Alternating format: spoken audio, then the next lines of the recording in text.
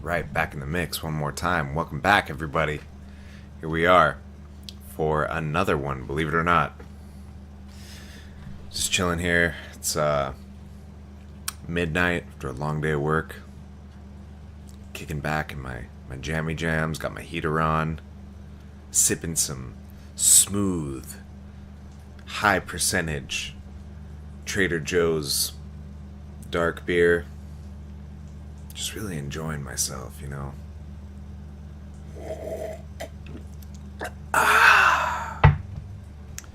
It's kind of romantic if you think about it. It's raining outside. Anyway, so today, Matthew and I are going to go over a lot of entertainment news. You know, you guys are going to have some fun with that. Y'all seen Venom yet? Well, if you haven't, get ready for some spoilers. We're about to rock your fucking world. We're not going to rock your world. It's really not that interesting. Well, we're interesting. The movie's not that interesting. But I hope you guys like what we have to say about it. We're going to break down a lot of the newest stuff. Following our traditional repertoire, we have a lot of superhero stuff that we talk about. You know, we got Aquaman, we got the new Teen Titans show. Not called Teen Titans. That'd be pretty boring if it was like straight up like little kids, like a little kid superhero show. No, it's actually pretty good. It's probably the best thing that we review. So sit back, take a sip, cuddle up with your loved ones, and enjoy the show.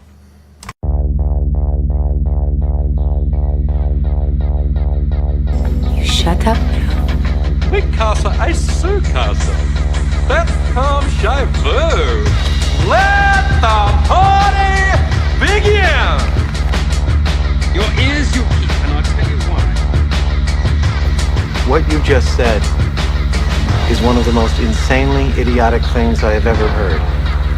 At no point in your rambling, incoherent response were you even close to anything that could be considered a rational thought. Everyone in this room is now dumber for having listened to it. Yeah, well, you know, that's just like your opinion, man. Take this quarter. Go downtown and have a rat gnaw that thing off your face. Good day to you now. I broke my back. Look at that fucking bone. You know, I don't want to sound like a queer or nothing, but I'm really gonna miss you guys when the show's over. All right, fuck it, we're recording. Cool. All right, so we're back again, 2 days in a row. This has got to be some kind of record. This is absolutely, this is astonishing. This is unheard of. If you hear any snoring in the back today, I have a full pack of pugs directly behind me. Well, this is the benefit of having the cameras on us, is we can see the pugs.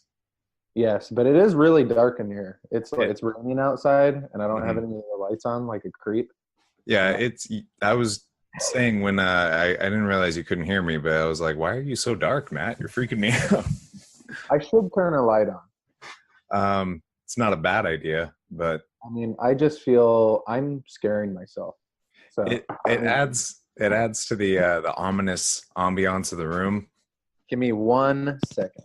All right, Matt's going to take a second, so I'll start us off here. So welcome everyone. Today, since yesterday we did a full-blown MMA podcast, today we're going to be focusing on a little bit more entertainment and media. Now, Matt's sort of kicked back off his Matt Reviews Media page. I see there's been a lot of new posts lately, with some things that we're gonna discuss from that. You wanna kick it off? Want to kick it off with Venom? Should we just jump right into that? Yeah, let's do it. I definitely started some more activity on my Matt Reviews Media page because I had really just been slacking on it because I went back to school and I was super busy. But you know, no excuses. I just gotta waste more time watching movies. That sounds like excuses to me. But yeah, no, we definitely need to spend more time wasting time. Anyway, so you had a pretty heavy and insult heavy review of Venom the new movie, which after doing some research on the critiquing of it, it's kind of a popular opinion. It was not well received by a lot of. I just thought it was awful. I mean, I don't have any other way to put it, really. I watched it with my wife in bed last night. It was a struggle for me not to turn it off about halfway in. Like, the fact that I was able to sit through that entire piece of shit movie is an extreme exercise in self-control on my part. I was gonna watch Black Klansman originally, which is supposed to be really good. Sure, a controversial topic like Black Klansman, Yes. I don't even know what it's about, but just from the title, I can tell that it's going to be a very outrage culture period piece. Just the Spike Lee movie. It's a Spike Lee joint.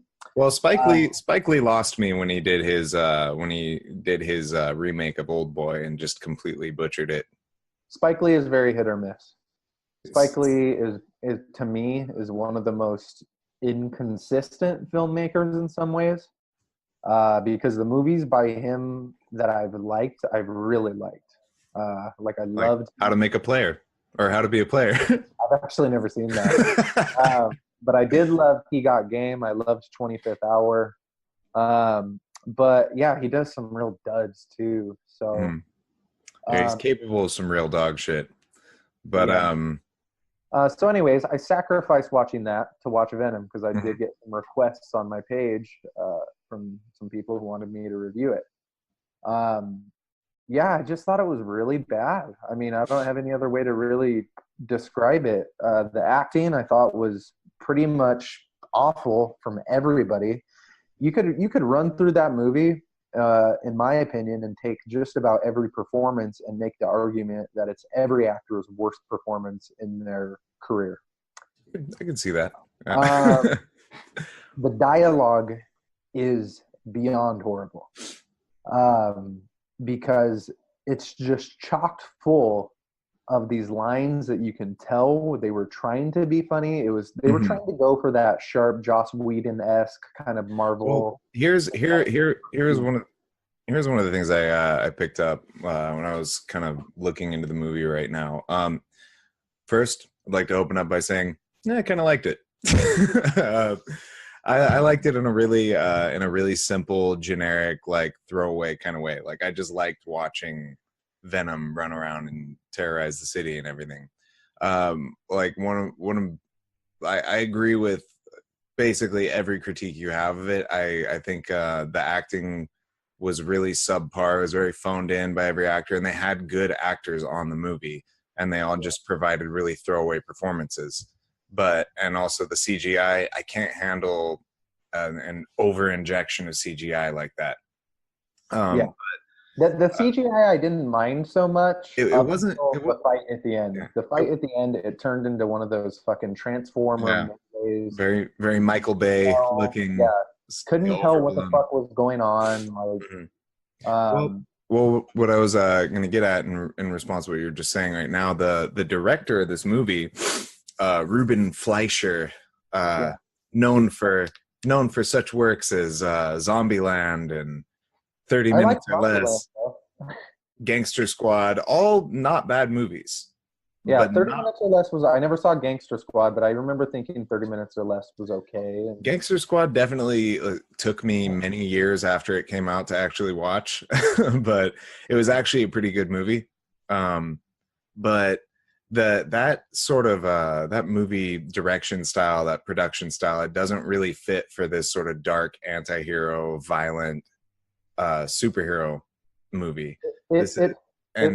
It felt like a movie with an identity crisis. It didn't quite know what it wanted to be. Well, there's just wrong with a movie doing that. You can have elements of both, but I just felt like they didn't do a very good job of blending those elements.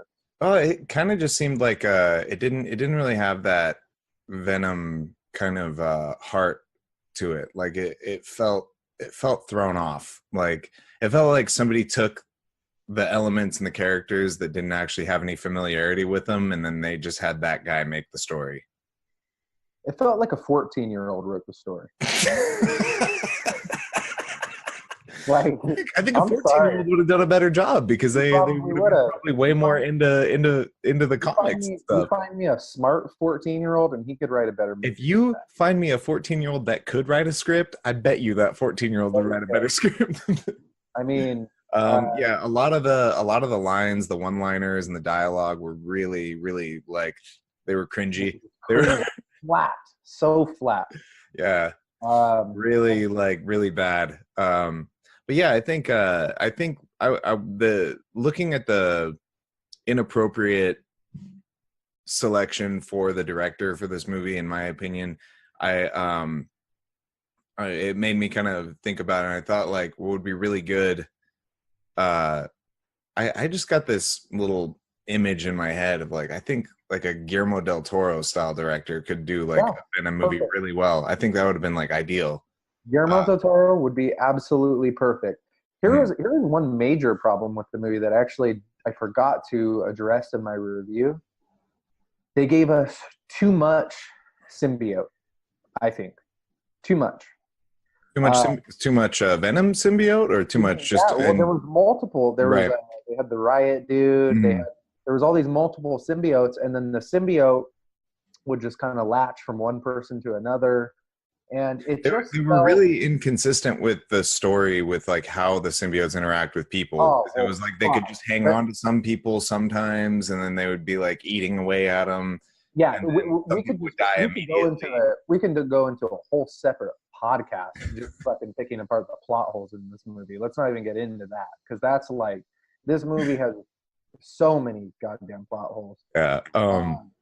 But yeah, there was a lot of stuff like that where there was stuff that they just didn't explain. Like this might be nitpicky, and if it is, well, that's what we're doing. We're critiquing. We're supposed to be nitpicky. But this specific example I'm about to use, okay, probably the thing I hated the most about the movie was the villain played by Riz Ahmed. His character was awful. It was literally, I said in the review, it was like an Austin Powers villain. Yeah, that was a really good way of putting it. He was very very James Bond of a villain, like so overblown, just pure evil. There's no cutout. Yeah. There was a scene in the movie where Tom Hardy breaks into the facility where they're keeping the symbiote, and the symbiote latches onto him and he escapes. And Riz Ahmed comes in and he's like, find me my symbiote. And it's like, you guys don't have security cameras in your they didn't even know who took it. They didn't have cameras, so they could watch. That's a really good They didn't know that there was a doctor who lets Tom Hardy in, and they would know that if they watched the cameras. You're telling me if they check the security logs for like who exactly key cards. You're telling me that this Elon Musk looking fucking type character doesn't have security cameras. That was one thing that, and like I said, it might be nitpicky, but little shit like that, when a movie has that every other scene, the way Venom did, it drives me fucking berserk. It's because it's lazy. It's a lack of attention to detail. It's people who are putting this movie together assuming that the audience is too stupid to notice, or they just didn't care and they were too lazy to go and fix it. I honestly think it was more of a they don't care thing. Like they were pumping this out. I mean, this is Sony Pictures. This isn't like an independent production company. This is a big money production company who, like, for lack of a better way of putting it, they're essentially heartless. They're a machine. They're creating content for people to absorb. It's not art at this point.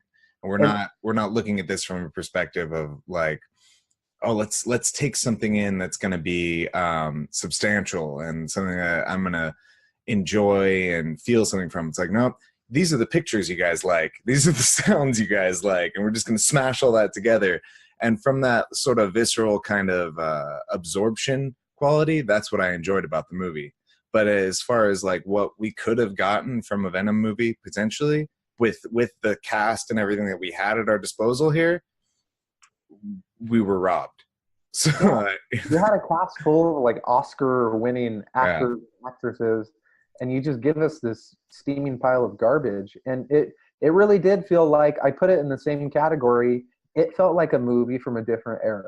Like to me, this felt like Marvel 2003. Right. It was definitely a step back to that, like an homage to that really shitty Marvel era.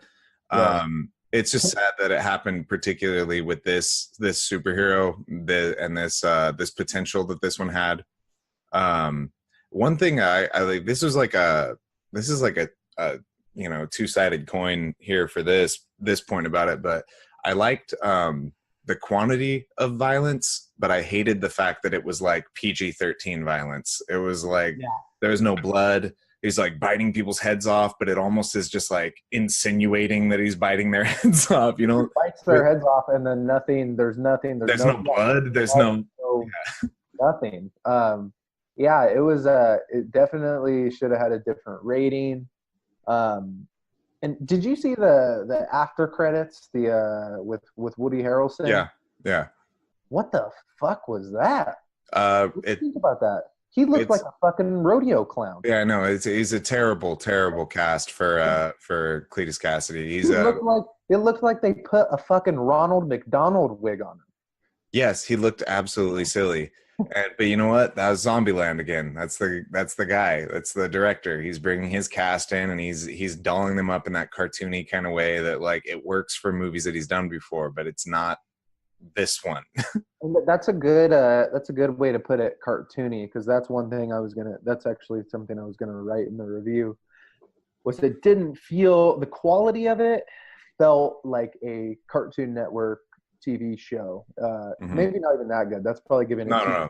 Cartoon Network has actually got some pretty I'm talking decent. about a low grade, like one of those random, Marvel TV shows that they throw on there. Like one of those like the super extra cartoony like Teen Titans show. Yeah, that was the quality of dialogue we're talking about, and just the one. Let's not use words like quality when we talk about the dialogue in this movie. That's a good idea. That's overstating it to establish any amount of quality in the actual dialogue of this movie.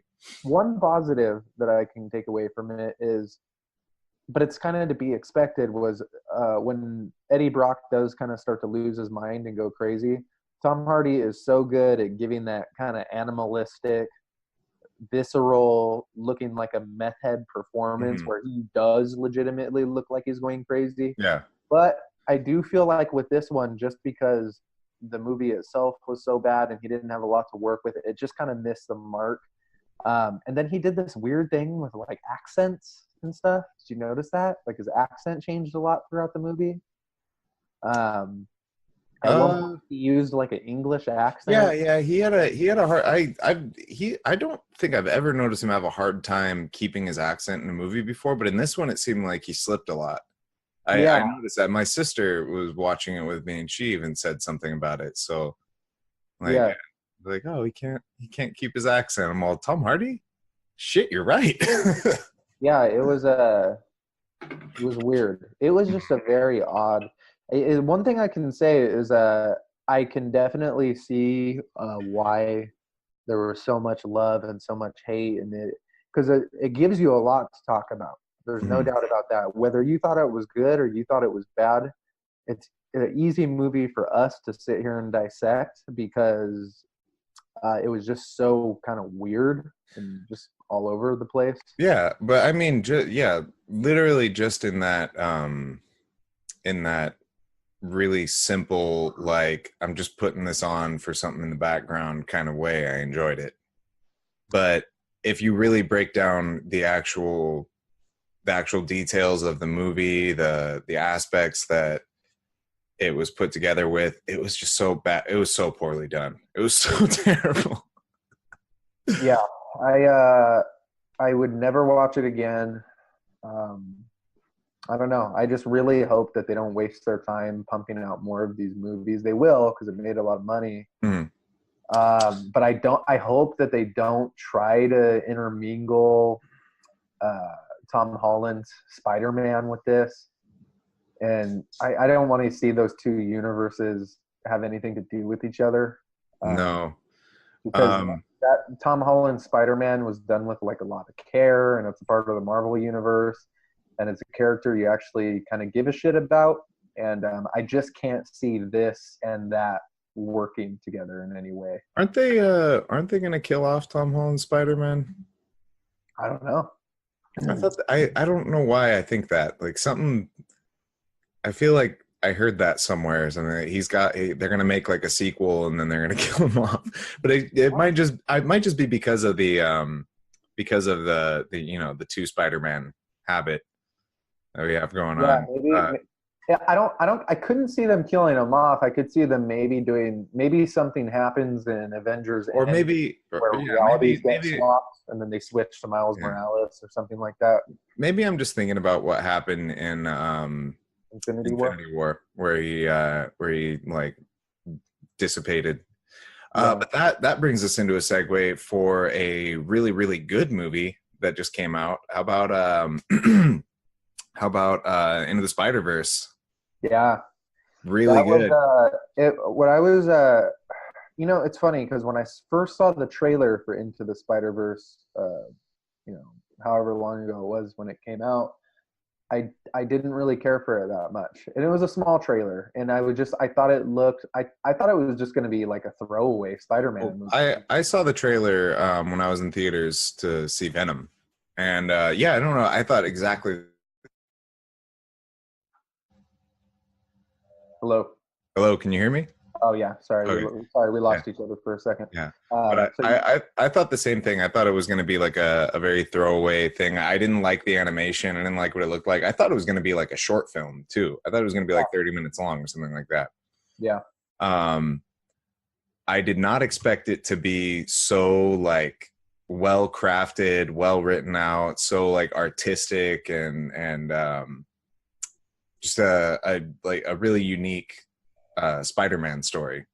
Yeah, it was. I was thoroughly impressed with that movie. Yeah, you're right. It was really well done.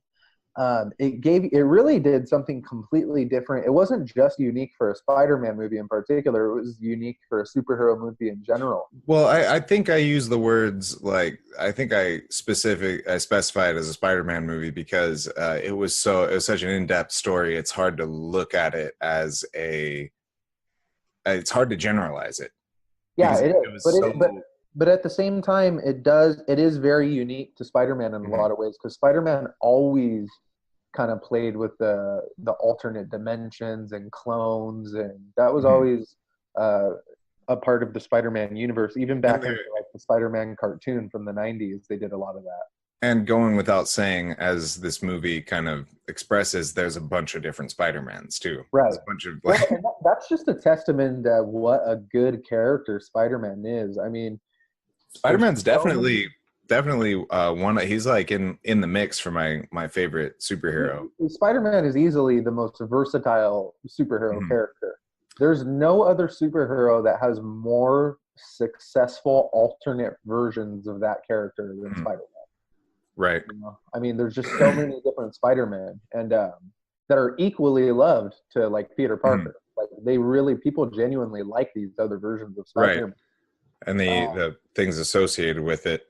Yeah, and what was so cool about that movie was, the way they intermingled all the different universes of Spider-Man. They did a good job at. You know what it reminds me of? Another great performance by Nicolas Cage. Another stellar performance. That's pretty crazy to think. Like 5 years ago, Nicolas Cage couldn't be in a good movie to save his life. Nicolas Cage has always been on good movies. He even during the darkest times of his career, he always had like one or two good movies. Okay, but his ratio was very poor. His ratio, good movie for every. His ratio is still poor. Look through Nicolas Cage's movies. He comes out with like 60 movies a year, and most of them are unwatchable. They're complete dog shit. He killed it here by being in Spider-Man Into the Spider-Verse and Mandy. Those were like two of my favorite movies of the year.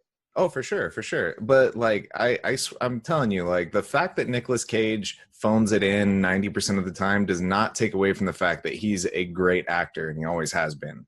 Yeah, he's been a great actor since he first got famous, but now he just does whatever the fuck he wants. He's like, he's Hollywood's fucking wild man. So what was cool? You know what this reminded me of? Do you remember? Did you used to watch the Spider-Man cartoon from the 90s? Yeah. And they had a whole little arc that they did where all these different Spider-Men from different realities came in, and there was like a Dr. Octopus Spider-Man, there was an Armored Spider-Man, there was the Six-Armed Spider-Man, Ben Reilly Spider-Man. And this was very much like that. You had these Spider-Men from different universes who all kind of teamed up together. And the animation in this movie was really impressive. It was like I said, when I first saw the trailer for this, I didn't like the animation. Right. That was exactly my thought. Yeah, but then after watching the movie, it almost looked like stop motion. How textured they were able to get all the characters, I felt like. And they just did such a good job of pulling the comic book elements in. Here's a really interesting thing. Like I wanted to look a little more into this movie because I wanted to know, where this interesting piece of work came from. But it said, according to IMDb, Bob Persichetti, well, he's the director. He has a lot of involvement in a lot of other animated films. This is his first movie that he directed. Really? Oh, yeah. That's interesting. This is the only movie he has a director credit for. Well, I do know that Phil Lord and Chris Miller produced it, I think. Right. And they did like the Lego movie, and they did, I think they did 21 Jump Street. So they have a pretty good track record for putting out quality movies. Well, this was just in general, like this was a well-constructed movie. It had a good cast as far as like the production cast and the acting cast. I actually thought Chris Pine, even though he was in the movie for like 5 minutes, was super funny. He was great. Yeah, he was really good. Yeah, no, he was great. He was good in Wonder Woman too. He's kind of shown to be he's pretty good in comedy roles. Yeah, he's good at like little short funny things. Like there's just something that happens when I loved the stab they took at Spider-Man 3. Yeah, that was hilarious. With the dancing, we don't really talk about that. Well, I love there's something funny about when you take these like mega handsome Hollywood hunk types and you put them in comedy roles. And like Chris Hemsworth was great in Thor Ragnarok. That was probably my favorite Marvel movie. I agree. You have when they put Channing Tatum in 21 Jump Street, like sometimes they just knock it out of the park because there's something ironic about having this like over the top handsome guy in a comedy role. Well, also classically and also like kind of biologically, handsome people in comedy don't tend to do well. Because there's like a whole, I've heard people talk about this where it's like nobody wants to laugh at like a handsome guy. Nobody wants to like be like, well, that guy's better looking than me and he's funnier than me. Fuck that guy. That totally makes sense. Like, and guys don't want to be like fucking at a comedy show with their fucking girlfriend and their girlfriend's laughing at this good looking fucking guy. Right. Yeah. That makes a lot of sense. So it is interesting to take that and put it in a movie setting.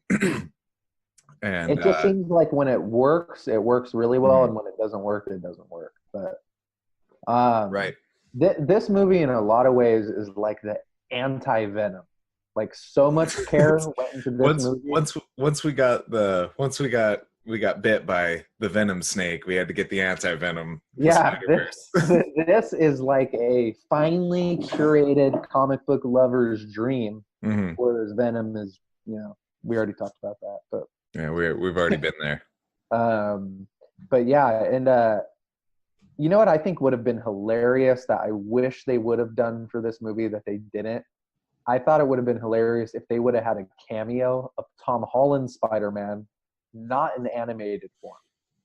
Like as an actual human being inserted in the movie Roger Rabbit style.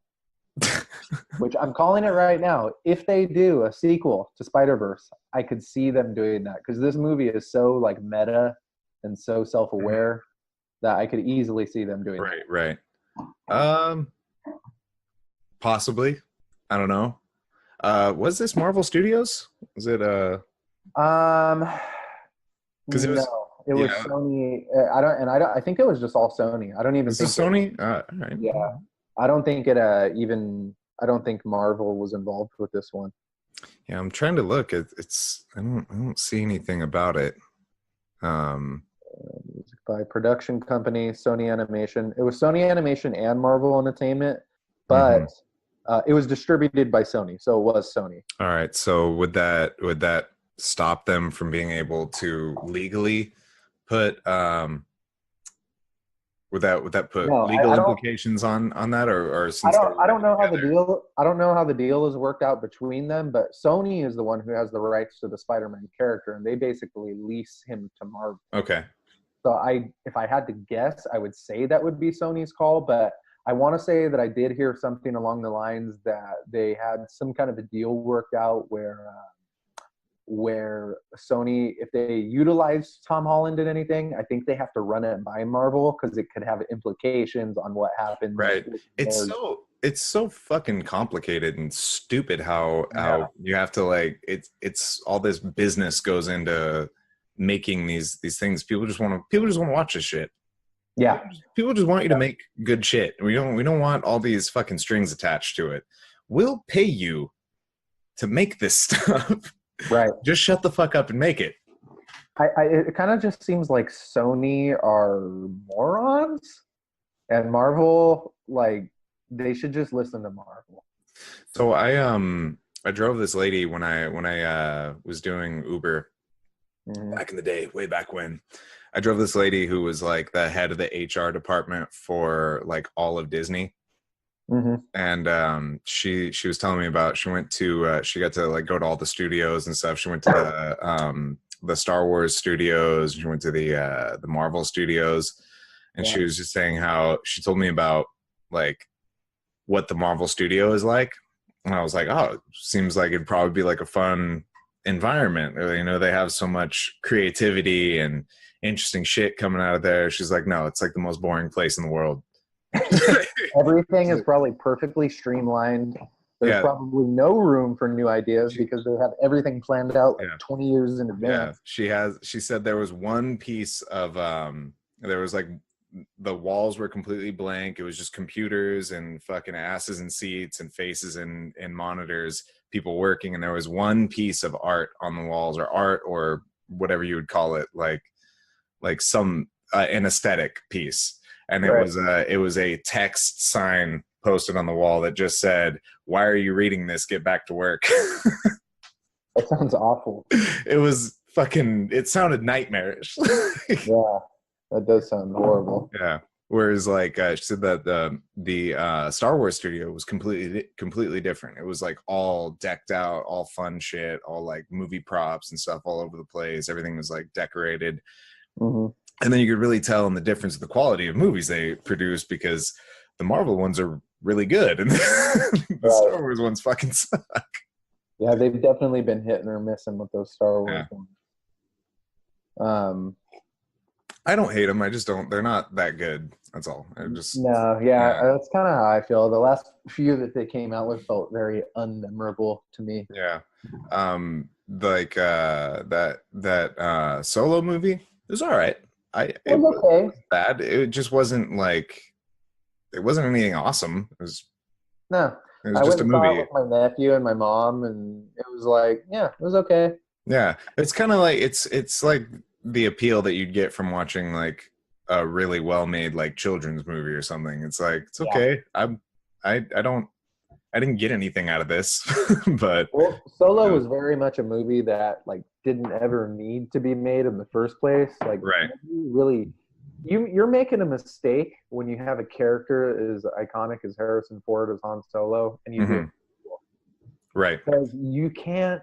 Even though I thought the guy who played Han Solo his performance was fine. He did a good job of playing a young Han, as good as a job as you could have done at playing Han Solo.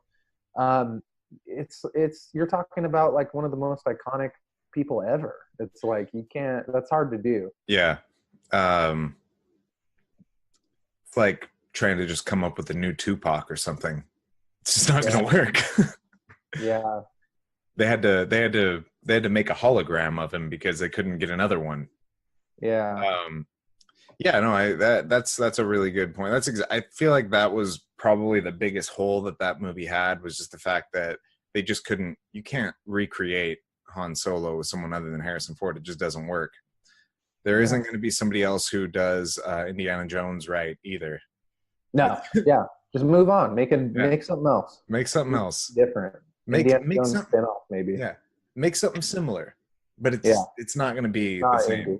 Yeah, They kind of tried to do that with Shia LaBeouf, I guess. When they Yeah. had him be like the young Indy, but that was a mistake. but that movie blew so much ass that they just couldn't keep going with that. It was so terrible. It was horrible. Still have not forgiven for that.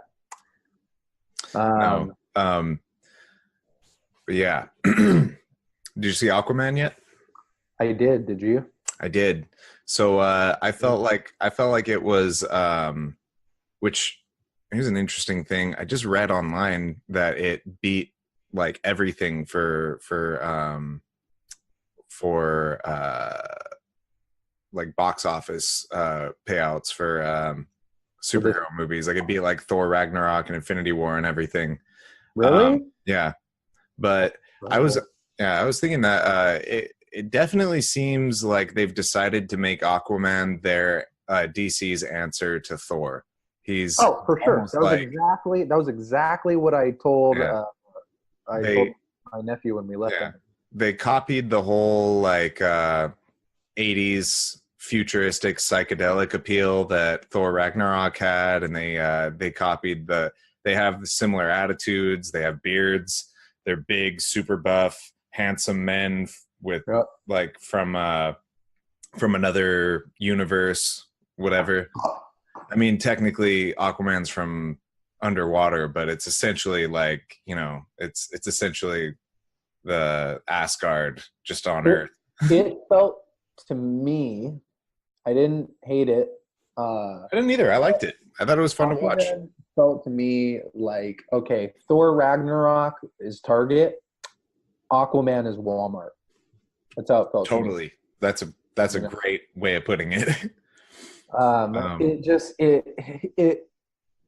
It was definitely better than, other than Wonder Woman, it was definitely better than all of DC's other recent. All right, so then Justice League and Wonder Woman would have been Kmart. That's what we're talking about. Justice League and Batman v Superman. Oh, yeah, Batman. Those are lower than Kmart. That's like Big Lots. Big Lots. Hey man, don't shit on Big Lots. I love Big Lots. Big Lots is cool. You can find a nugget of goodness in Big Lots when you go in there. And you could find a nugget of goodness in those movies. In those movies. They weren't completely terrible. Aquaman. I think it's probably the best one of those DC movies that's come out. Universe movies. Yeah. Not including the animated ones. The animated DC movies are really good. They haven't slipped up in that. No. Most people would say that Wonder Woman is the best of those, but I don't think Wonder Woman was that good. I felt like people were overpraising it because of the fact that it was the first female superhero movie. Which, cool, kudos to them for doing it, but it just wasn't anything special to me. I think it's a great thing that it got made. I think it could have been a lot better. I don't think it was bad, but I don't think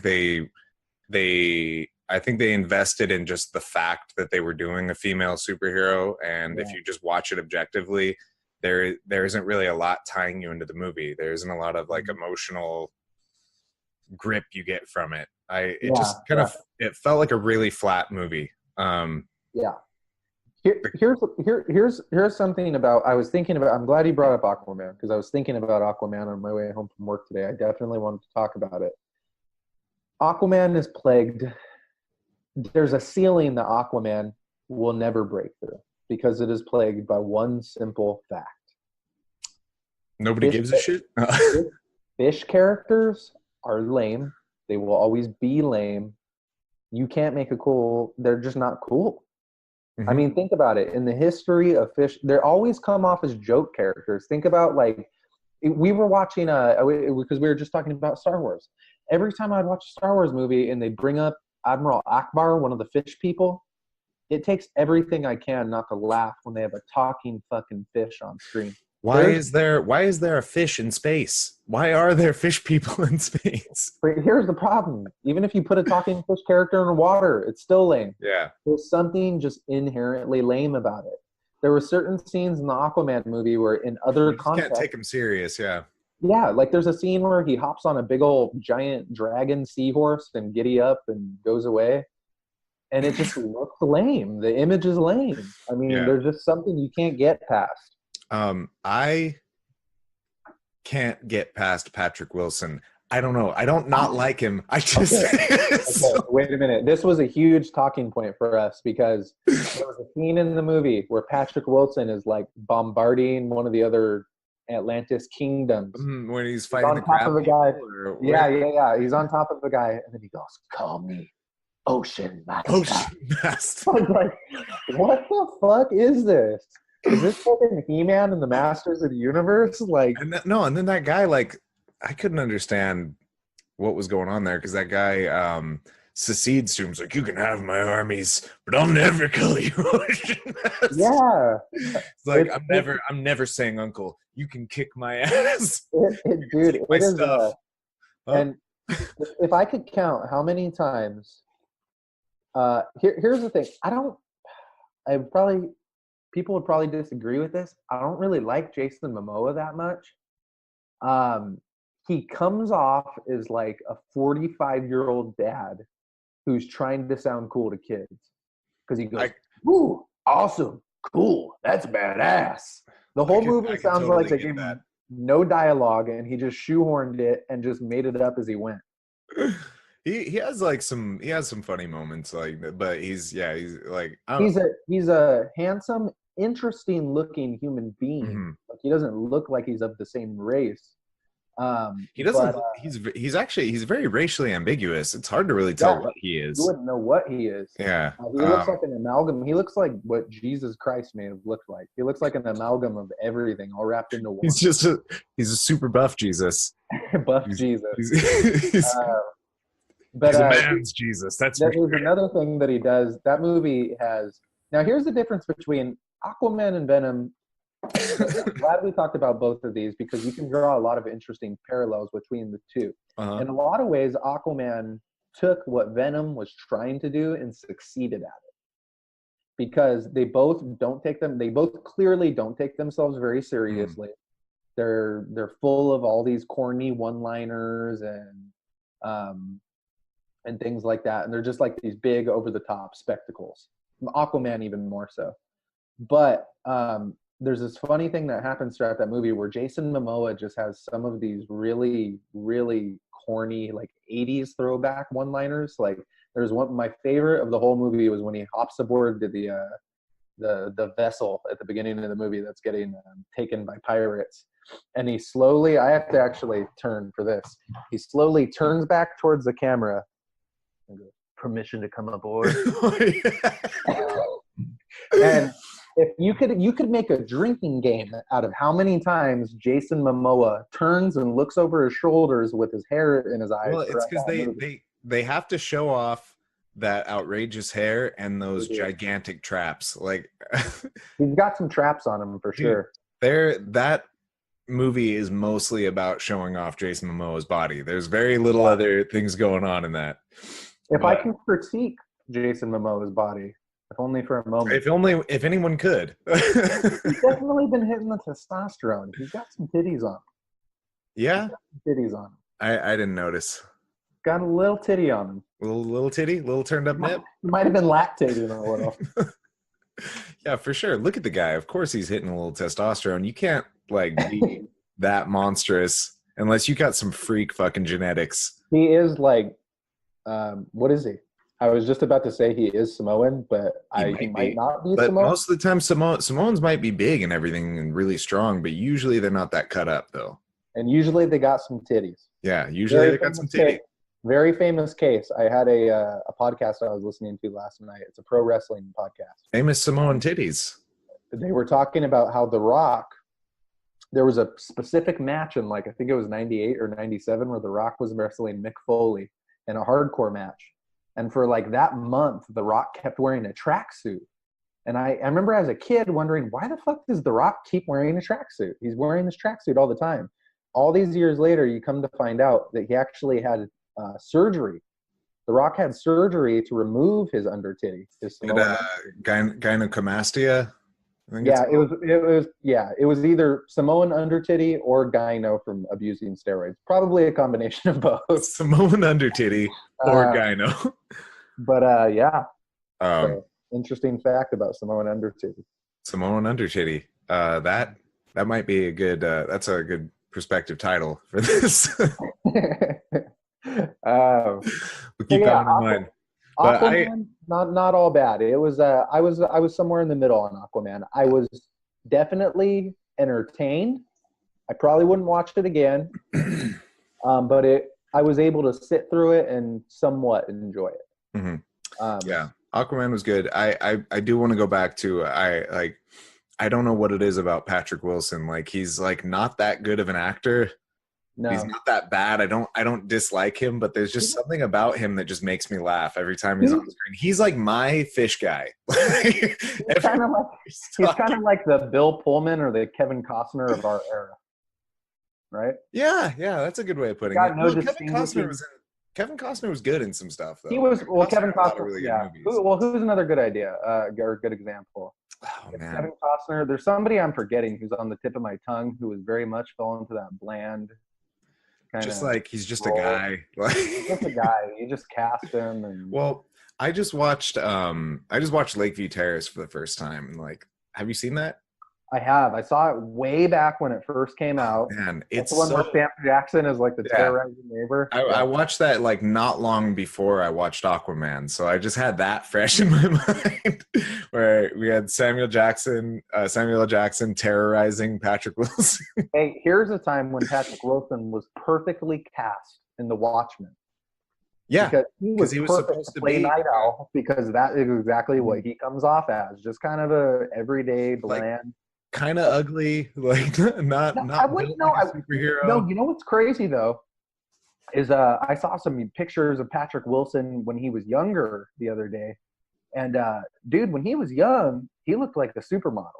Really? I'm telling you, yeah. When Patrick Wilson was young, but now he kind of looks like he would be like the hottest dad at a PTA meeting. Right? I could see that. Because he's still like in pretty good shape, even though he's like middle aged, and you know he's only balding a little bit. Like he's just thin. Right. Yeah, no, he's maintained much of his angular features, but as far as like a superhero character and everything goes, he looks like he was not perfect buying for, yeah, huh? I said, as far as a superhero character, not buying it. Not buying it. This guy ain't fighting Jason Momoa and standing. No. I would pay money to see that. Yeah. Jason Momoa is the type of dude who is. It's in some ways it might have been a perfect contrast though, because Jason Momoa is the type of dude who, if you were just, let's say you're just walking into a gas station and you're like, I'm just gonna stop off and get myself a Diet Coke. You walk into the gas station and there's Jason Momoa standing in front of you, getting an icy at the icy machine. And you're like, who the fuck? Who's this guy? Who the fuck is this guy? Be like, I need to go do some pull-ups. Yeah, I don't know who this guy is, but I feel like I should know who this fucking dude is. Right? Yeah. Like, it would definitely such an anomaly. Well, he's definitely like it was no accident that he got discovered. Like that, you just look at him like that guy stands out. Mm-hmm. Yeah. For sure. I the first thing I saw him in was Conan, the remake. I don't think I saw him in anything before that. You want to know the first thing I saw him in, and I didn't even realize at the time it was the first thing I saw him in? Baywatch. Baywatch? Jason Momoa was in a version of Baywatch, I believe. I have to fact check this. Some obscure indie version of Baywatch, or I'm pretty sure this dude was in Baywatch at one point. Are you sure it wasn't like a pornographic Baywatch? No, okay, no. Now I remember. It wasn't Baywatch. It was a film. I think it was a film called Pipeline, maybe. It was some kind of surfing. Was that thing he was in? Pipeline. No, wait, he was in Baywatch. I knew it. He was in Baywatch Hawaii in 1999 to 2001. Okay. So he was. Was he as stacked and yoked, and did he have the Samoan under titty? No, he just looked like a younger, because he had short hair then. He didn't have the beard. He didn't have all the tats. He wasn't. That's how I know he wasn't built like he is now. That's for sure. He's been hit. he's just tall and slender. He was just kind of tall. That's right, though. He was a young. Really? Look up a young Jason Momoa. Right, I'm going to look up a young Jason Momoa right now. And all you people watching, listening, you should look up a young Jason Momoa too, so you can be on the same page as us. Yeah, he just kind of looks like a really handsome, young, slender dude. It filled it in for me, like I'd already searched for young Jason Momoa. Oh, that's so funny. He doesn't even look the same at all. Yeah, isn't that right? Like, he's in good shape, but he's like in normal good shape. Right. He's like average, skinny, or slender dude shape. Says it right there. Baywatch Hawaii, back in 2000. Yep. Man, there's some funny things that come up on here. It says Jason Momoa is so hot I want to die. BuzzFeed. That's the second line after you search young Jason Momoa. All right. Well, good for you, Jason Momoa. That's how people feel about you. Yeah. So there was the other thing I wanted to touch on with Aquaman before I forget.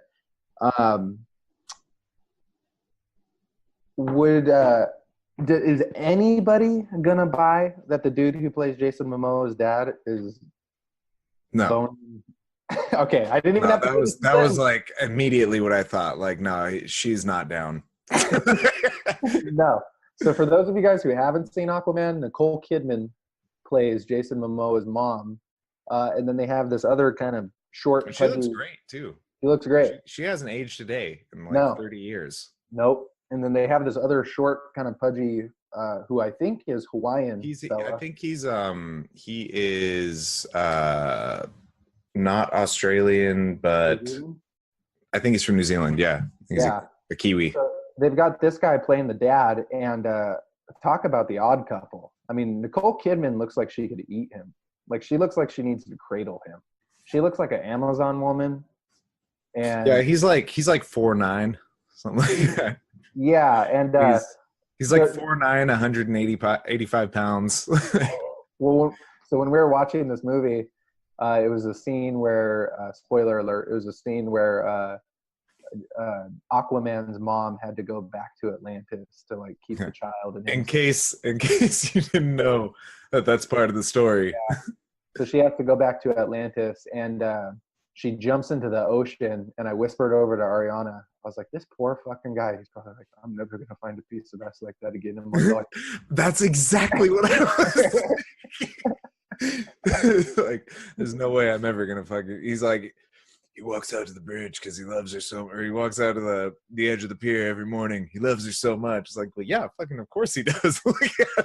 Yeah, you're not going to go from banging Nicole Kidman to, like, Pornhub. That's not going to be the trick. You got to wait for her to come back to fulfill that need. Man. I got that Atlantean ass for years, and it's just gone. It's gone. She's never seen a land person before. Like, she might think that I'm something fucking special. Yeah. She's been surrounded by fish her entire life. Dude. The other thing that I did consider, though, if she is an Atlantean, she spent the whole life under the sea. She probably still occasionally hops into the sea and hangs out. I would think so. It must have been like a fish market down there.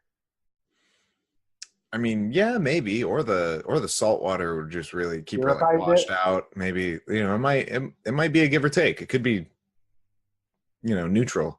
Fresh. It might smell like a ocean water, one of those Bath and Body Works ocean water breeze candles or soaps.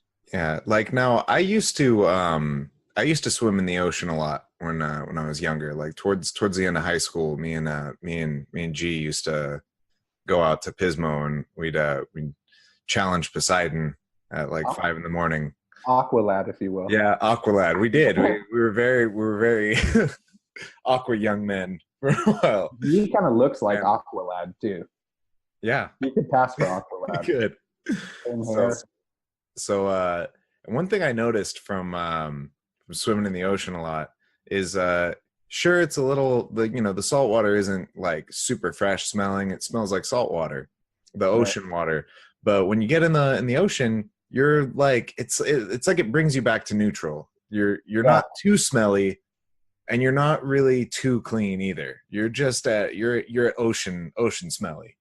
You're exactly as you should be. Yeah, exactly. It's a very natural level of smelliness and cleanliness.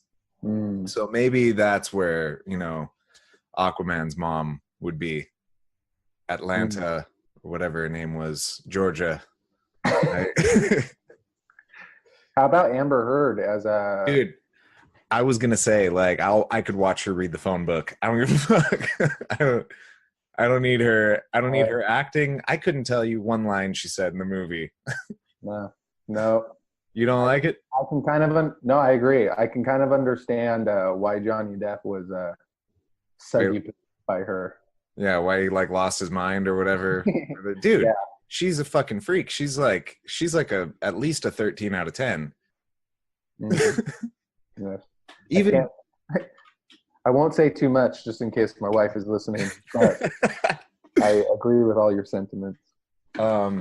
She's even excessively hot for a celebrity. It's not even just that, like, oh, she was in the, no, it's like I'm watching her on the TV and then they put her in like this poison ivy looking, it reminded me of it looked like Batman and Robin poison ivy. Yeah, which is also a very form-fitting outfit.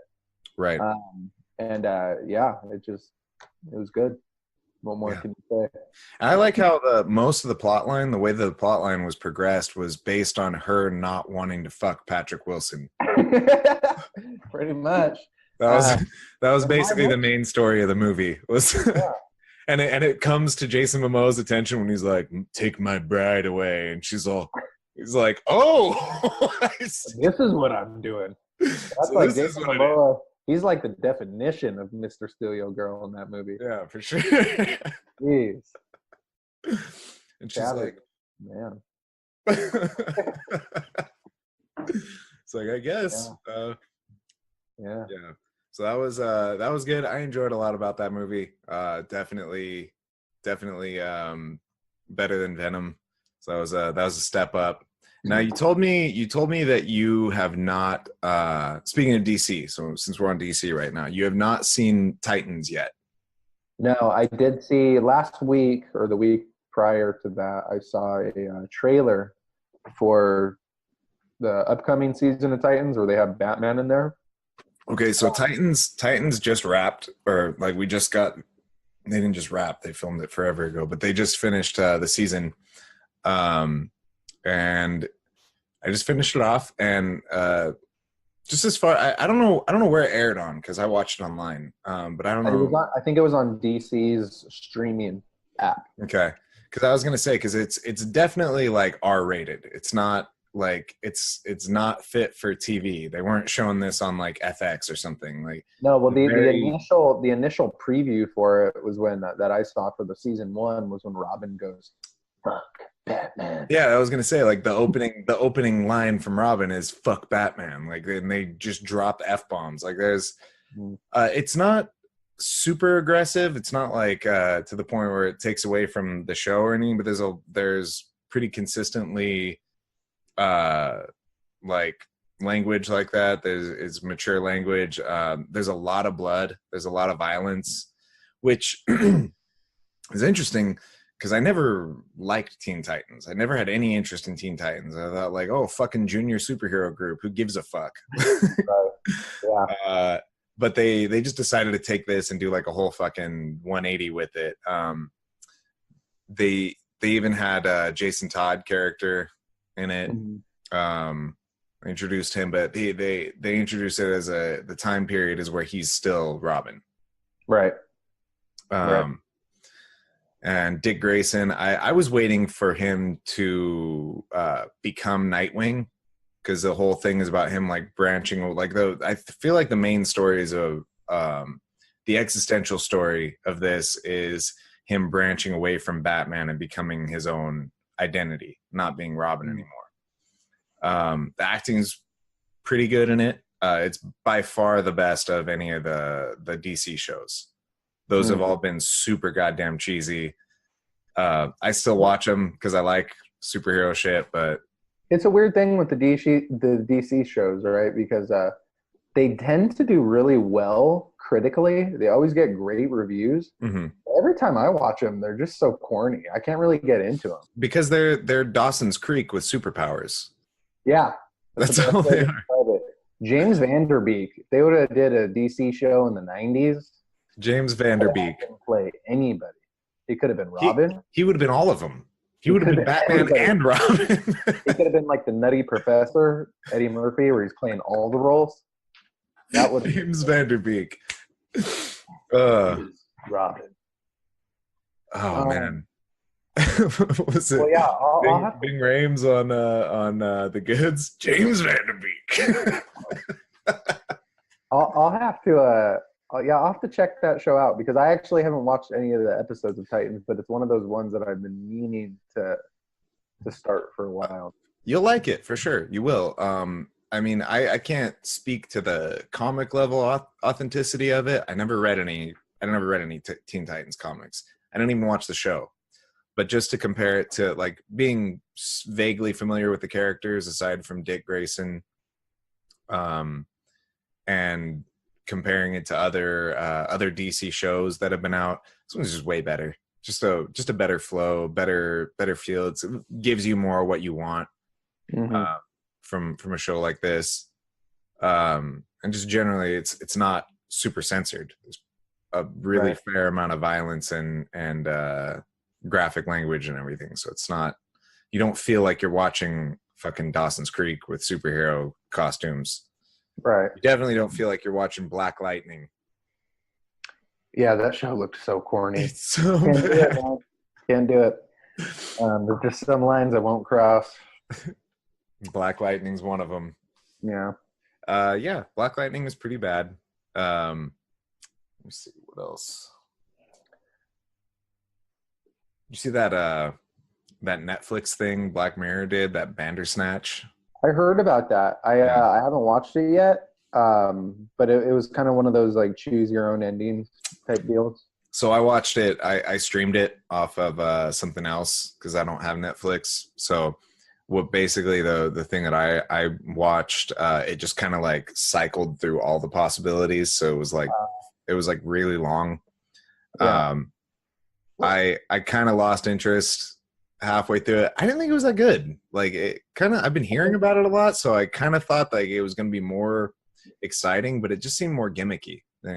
I think people just anytime something, here's what's funny about it is like that whole choose your own ending concept is not new.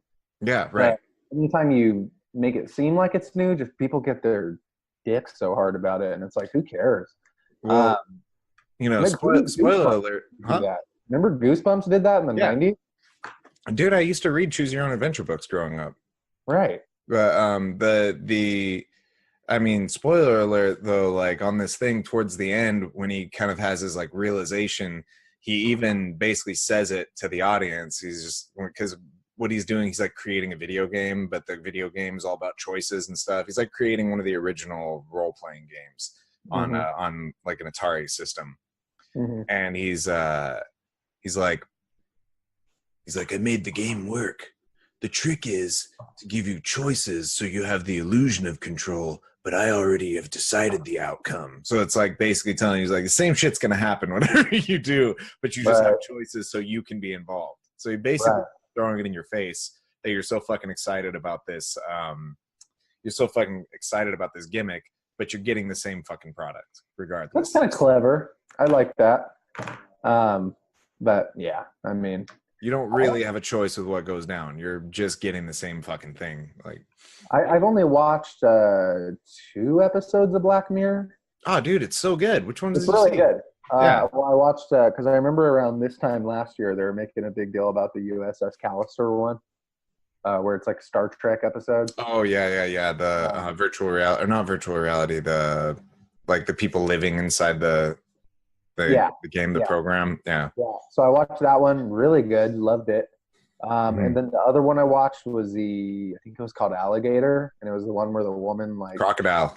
The woman. That one was really good. That was one of the gnarliest good. ones. It was really good.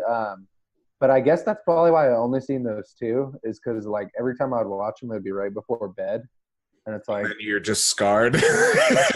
yeah, especially the crocodile one. That one, the USS Callister one is it's dark, but it's kind of fun. Yeah, that one at least, really fucks your head up. The crocodile one is like the most like real feeling dark one where you're just like I need a bath. Yeah, the crocodile one makes you feel, it's kind of like that feeling you get. Did you ever see like Bully or Kids? I saw Kids. I never saw Bully. We talked about Bully before though. We did. It's kind of like the feeling you get when you watch one of those. Yeah. Yeah. Yeah, kind of. Yeah, it gives you that sort of just like uneasy, like that's not good. Yeah. this is something people could really do. Right. Yeah. That one. What was another really good Black Mirror one? There's two really good ones. One of them I think is actually listed as a movie. It's like separate from the episodes because I think it's like an hour and a half long. It's called White Christmas. Mm-hmm. That one is really twisted and really good. It's like really clever. Like, what is that one about? It's got John Hamm on it, and it's I don't really want to tell you too much about it. Okay. I'm trying to think of like what I can tell you without spoiling anything, because that's something like I would really rather talk about that one after we both seen it. That one, and then there's another one called White Bear. So all the best ones are white. Or white. What's no. So there's an episode called White Bear, and that one's really good because that one has a lot of implications on like right and wrong and like more or less sort of like good and evil. Black Mirror does seem to be like the new Twilight Zone or the new Outer Definitely. Limits. It's definitely taking you there, and it has that sort of dark aesthetic that those had where it was like kind of like fucked up. The endings were always kind of like fucked up. Really is there like a semi-happy ending? I loved Twilight Zone when I was a kid. And they always had Night Gallery, motherfucker. Night Gallery was like, all right, let me use this analogy again. You have Twilight Zone, Target, Outer Limits, Walmart, Night Gallery, Kmart. Night Gallery is like 7-Eleven. Yeah. There was some gems, but the selection was small. Mm-hmm. Night Gallery, that was the first thing I saw Jerry Stiller on. He was on this episode called The Devil's Advocate. I think I saw the very episode you're talking, because I remember watching Night Gallery would come on really late, right? Yeah, that's why I watched it. The last thing they played, like right before I went to bed. Yeah. It was like the last scary thing I got to watch before I go to bed. Night Gallery, that was the other thing about Night Gallery. Is like Outer Limits was more like specifically sci-fi. Twilight Zone was like mystery, sci-fi, horror. Night Gallery was more just horror based. It was more like so that was why I really liked Night Gallery a lot. Twilight Zone, you could have one episode that kind of shifted more towards comedy, and then you could have more, it would kind of alternate genres a little more. Yeah, Outer Limits tended to be just more like sci-fi. Do you remember a show called Fact or Fiction? Yeah, Beyond Belief, Fact or Fiction. Where they would give you like 3 stories with Jonathan Frakes. Yes, and you'd have to guess which one was based on reality. Which clearly none of them were. No, wasn't John or Josh Brolin's dad involved with that show somehow? Yeah, I think he was. I think he like hosted for a period of time. Yeah, he did. That show. Yeah, he did. After Jonathan Frakes, like the last couple seasons. Brolin's dad was the dude. I forgot about that. Yeah, we used to watch that every Friday night. It would be like The Simpsons, Beyond Belief, Fact or Fiction, and Pizza Night. We did the exact same thing. I remember I would watch that fucking show and I remember even when I would watch it with my mom, and my dad. And then I remember we would even, like, when we'd go up to my grandma's house or something, we would watch it with them too. Everybody was into that. Yeah. Well, you know what? I tried recently to go back and watch it, and like I found a few episodes, and man, it's so hard to watch nowadays. It's so bad. I loved it. It's like it's got a place deep down in my heart, but for sure, like it's such a terrible show. Yeah, it had a similar the quality level of it reminded me of the same quality level you got from like Goosebumps, or it had a similar feel to that very cheaply made television. But for those of you that don't know what it is, basically what it was is they would have like a show would feature like 2 or 3 different stories, and you would have to guess by the end of the episode which one of these stories was based on like an actual real life supposed event. And they would always be something tied into like the supernatural or psychics or some shit like that. Yeah, it would be something like ghosts or aliens or something impossible. And so clearly none of it was based on reality. No. Theoretically, and it would be like Jonathan Frakes would be like, "Do you believe that this blah blah blah blah blah?" So you'd be right. Turns out similar events did occur according to sources in Memphis. According to Jimmy John in Alabama. Sure. That was a doozy. I miss that show. I wish they could retool that and maybe do like some kind of updated. Yeah. Here's the problem though. We can fact check everything on Google now. Yeah, exactly what I was gonna say. That whole genre has been kind of rendered obsolete just by the fact that the internet exists, and it's so easy to call out bullshit now. And I remember when we were kids, I was so into those Bigfoot TV shows and those UFO TV shows. I would watch was fun back then. Hours, because you didn't have any resources to really know. You know, you would just take it at face value. You get the show on History Channel where you have all these people saying that and the spaceship did land here. Like, I even remember going to the library at school in Orchid, and they would have a really, really small section in the library where they would have old books, where they would have like UFO sightings in the books or Bigfoot sightings in the book. I just think about like nowadays it makes me think about it when I'm doing like research for school or things like that, how like outdated and unreliable like libraries are. Like when you need to find information, you have an entire room full of books, and all these books are old and haven't been updated in years. There isn't like new information in them. There very rarely are like, one out of a dozen are actual new books. And then since that book has been published, new information has been found that isn't in that book anymore. Yeah, 100%. And it can go there. That's how it goes, I would say 90% of the time. There has been other times where I was able to find books that actually had really good like gems of knowledge that are kind of but you're absolutely right. That's actually the that's like the contradiction of that frame of thought that I was getting to, though, is like the actual real knowledge is like in the books. Right. But it's so much like it's so much more work to fish through them and find the information that you need to find than it is just Google something. But there's so much more bullshit on the internet. I don't know, dude. It's like that's the great question of the internet is like it's great obviously because you have all the information in the world at your disposal, but you also have all the misinformation of the world at your disposal. It's all how if you're already on the internet searching for answers and you're misinformed on a particular subject, how are you going to be savvy enough to know and weed through and know out of what you're reading what is and is not bullshit? That would be called media literacy. There you go.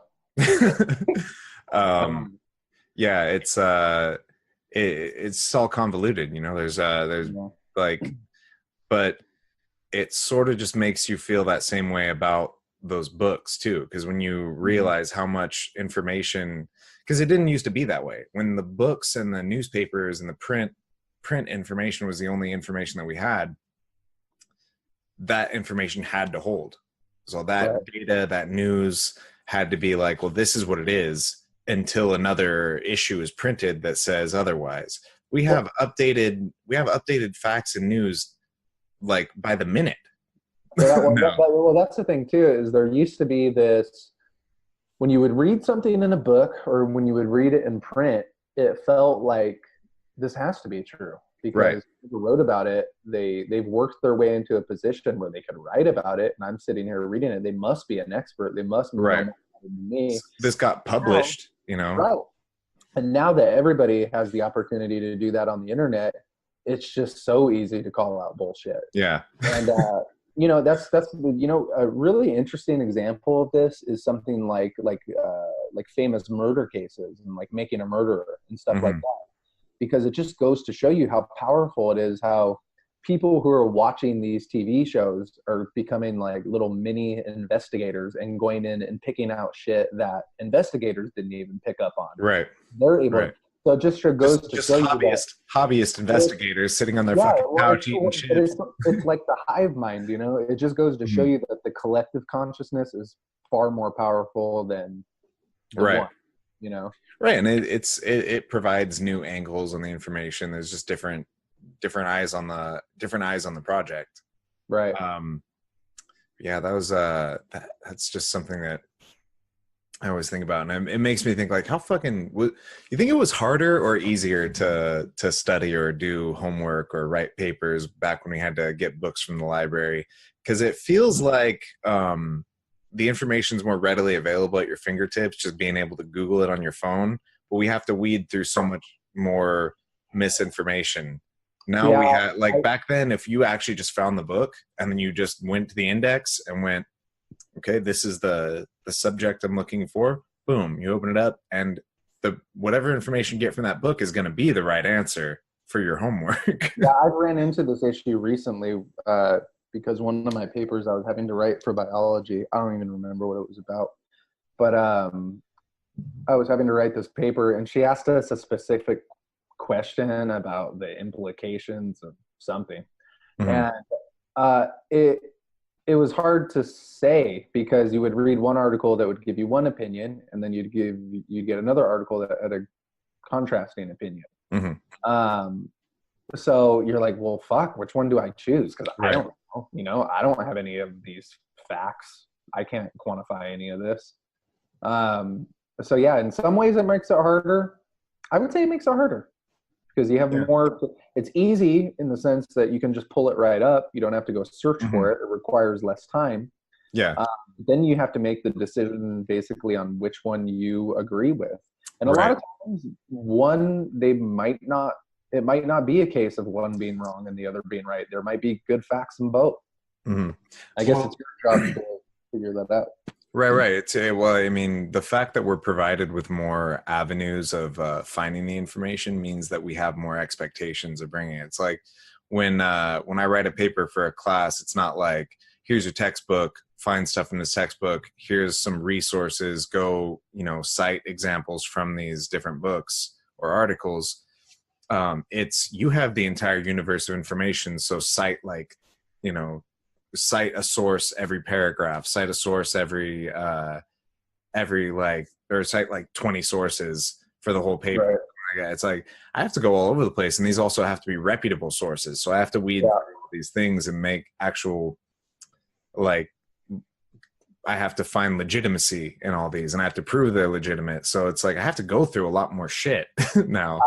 I hate citing sources. I don't know why. I just anything that says it's tedious. It's tedious. I hate tedious work. I'm a blunt instrument. I can just bang my head against it and get it done. But like tedious shit just fucking kills me. Yeah, for sure. Wow. Oh man. All right. So, what else have we been watching lately? Fuck, I saw a lot of movies over the holidays. I saw fucking Bumblebee. I saw. That's right. You told me you saw Bumblebee. I haven't seen that one yet. I saw Holmes and Watson, which was garbage. I reviewed that. I saw that review. I'm surprised that one was so bad. It was fucking awful. Such a You gave that one a worse rating than you gave Venom. It was horrible. It was Yeah. a big pile of shit.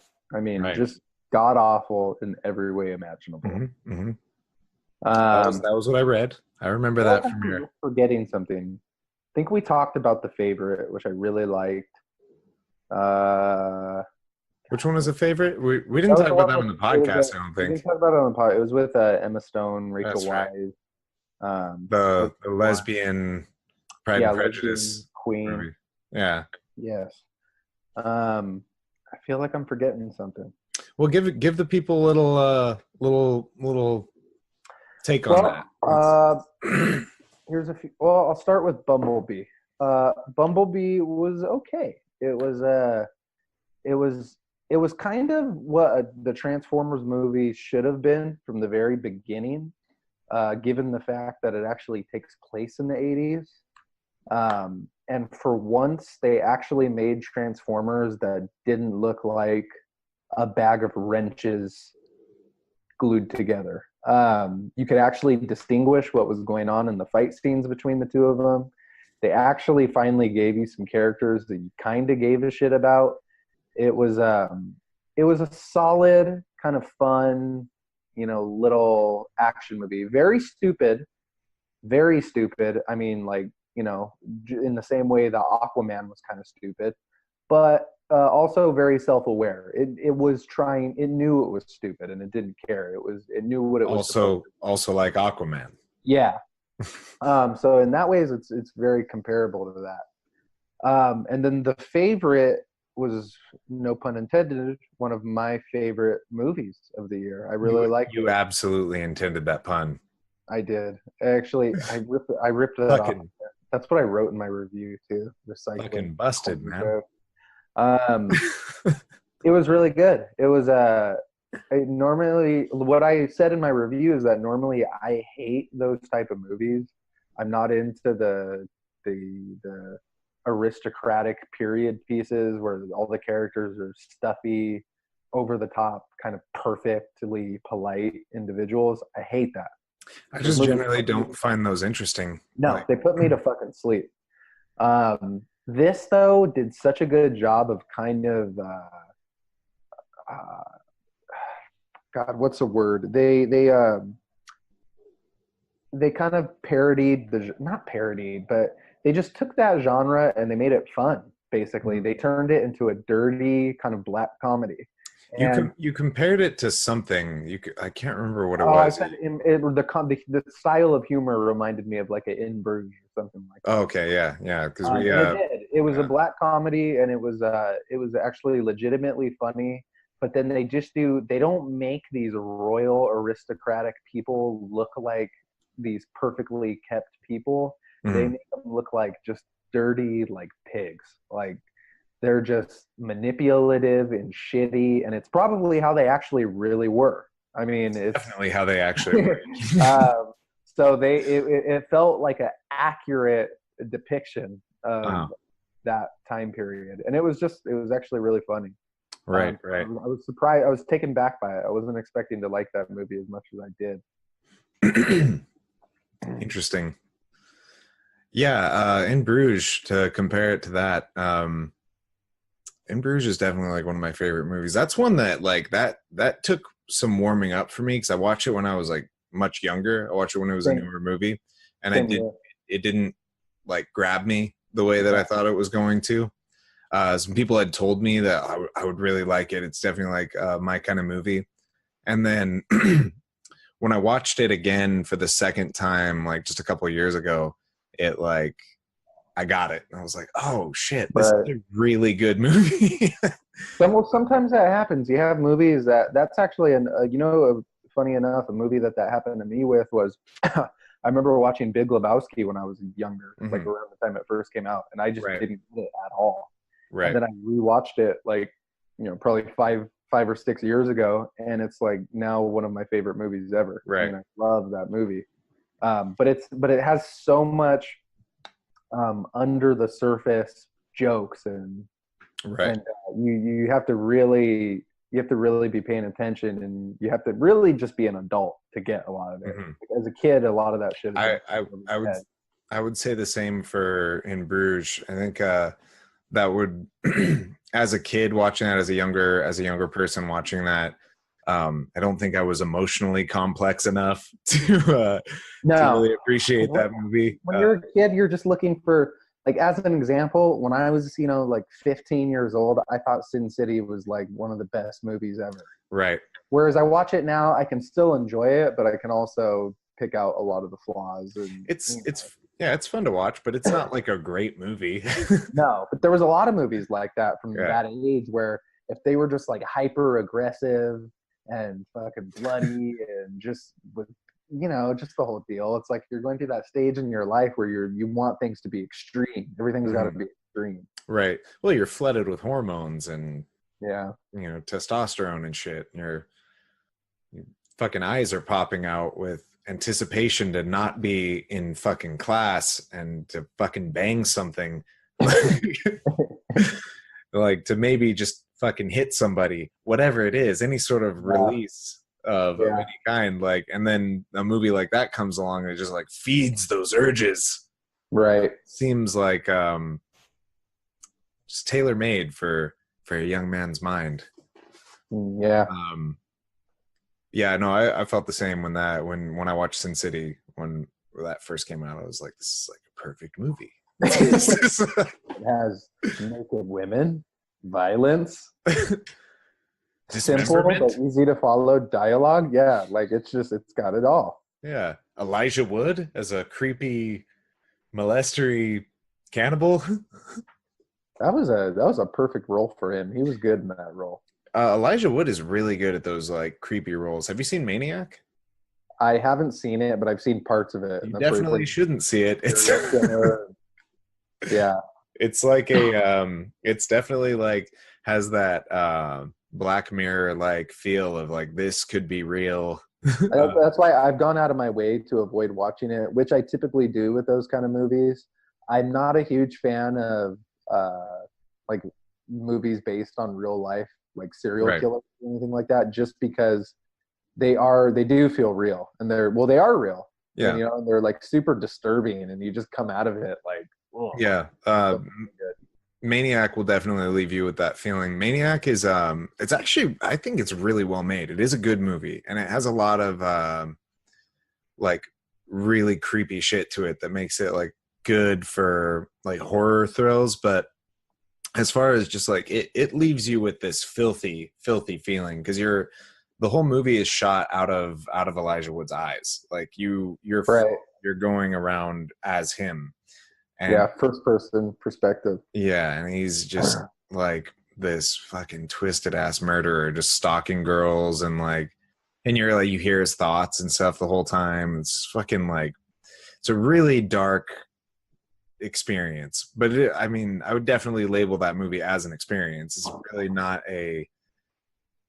it's not a passerby kind of just like put this on in the background while I'm doing some homework. Like you're definitely very engaged when you watch that movie.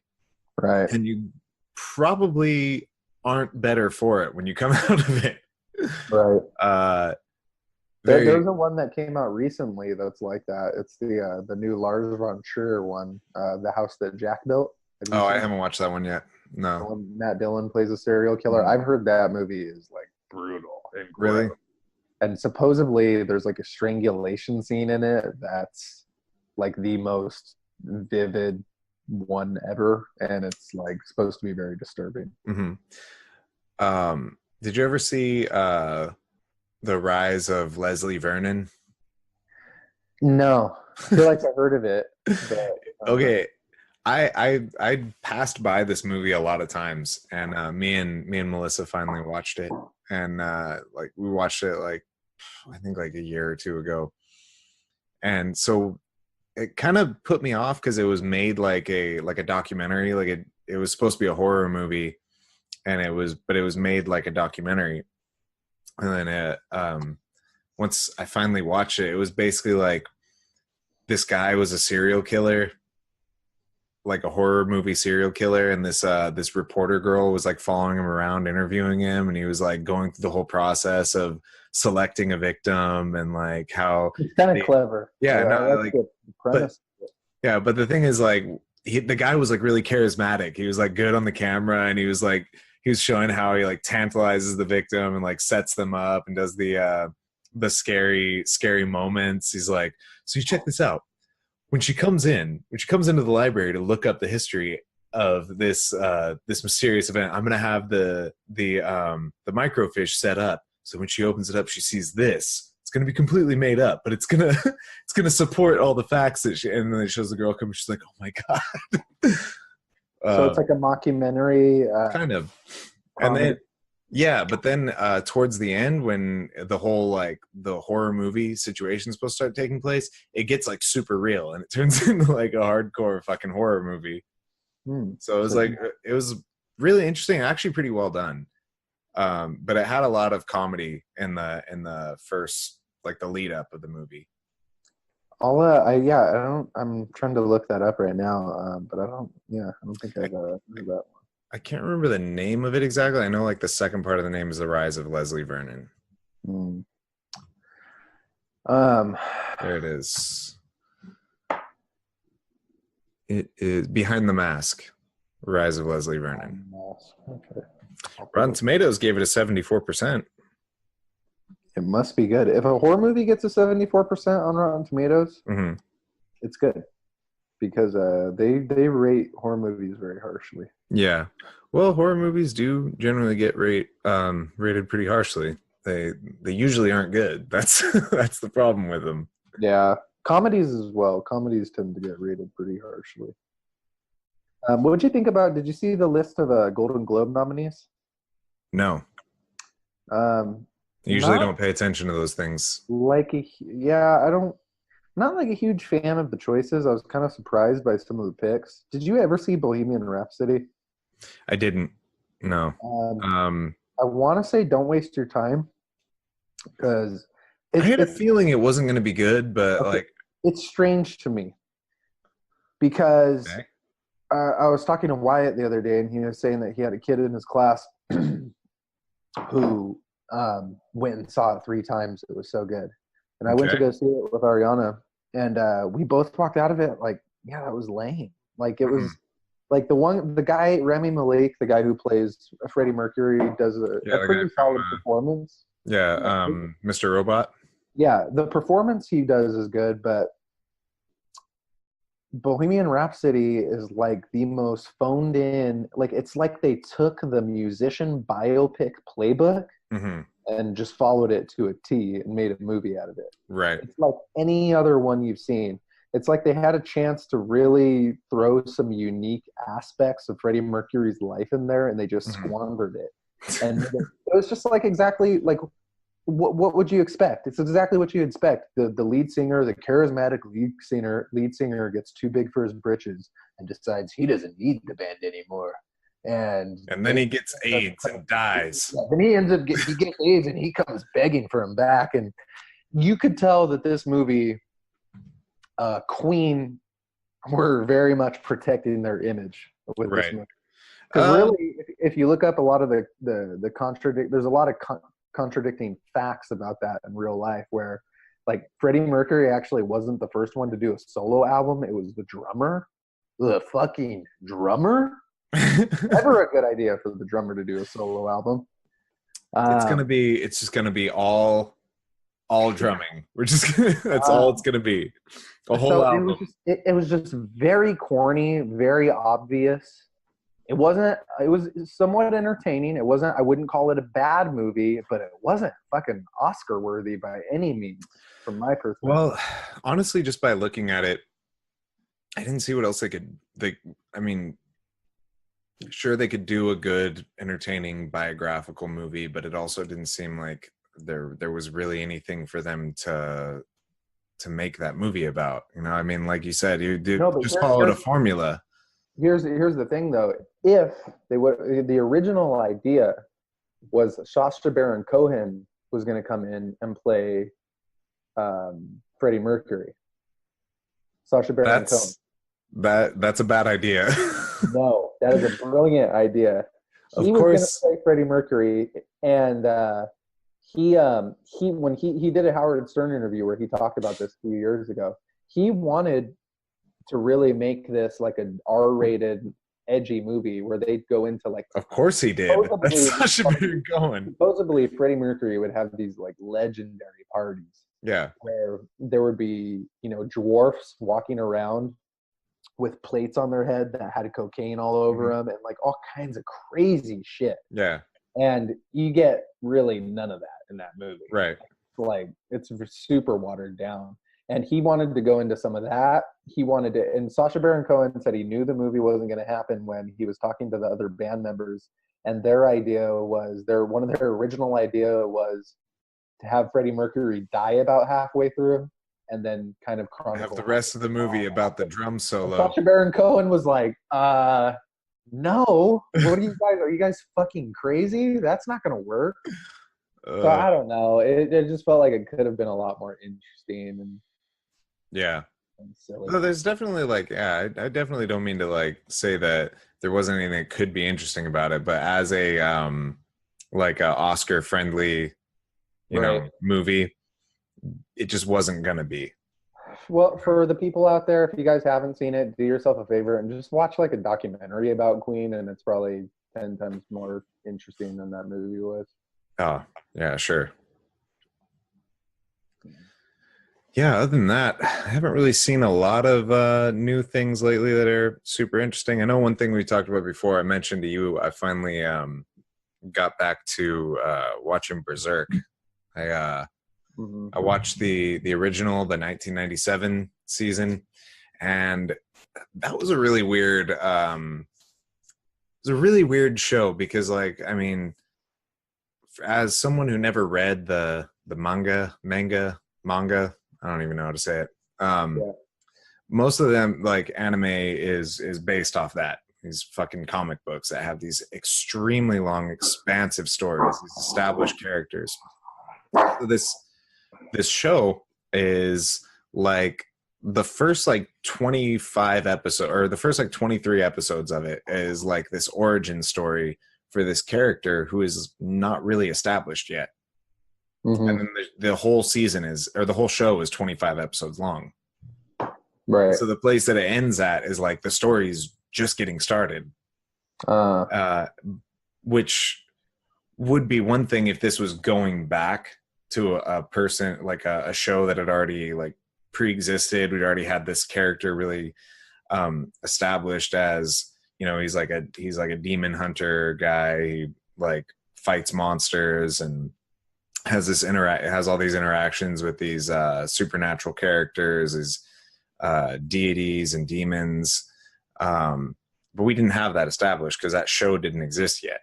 There's like the opening scene where they show him fight this monster, and then there's 23 episodes of him like building up a relationship with these like mercenaries and like these kingdoms and shit. Like really not that exciting stuff. And then like the last 2 episodes, it gets back to these fucking demons. Basically, like the ending scene of the show is him cutting off his own arm with a broken sword and fucking getting his eye gouged out while he watches a demon rape his girlfriend. And then the show just ends on that. Why did he cut off his own arm for?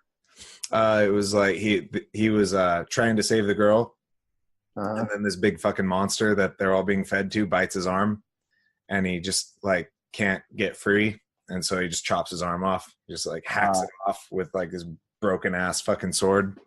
While his girlfriend is being raped by a demon. While she's presently being raped by a demon. I don't know too much about Berserk, but what I have heard is that it's like really crazy.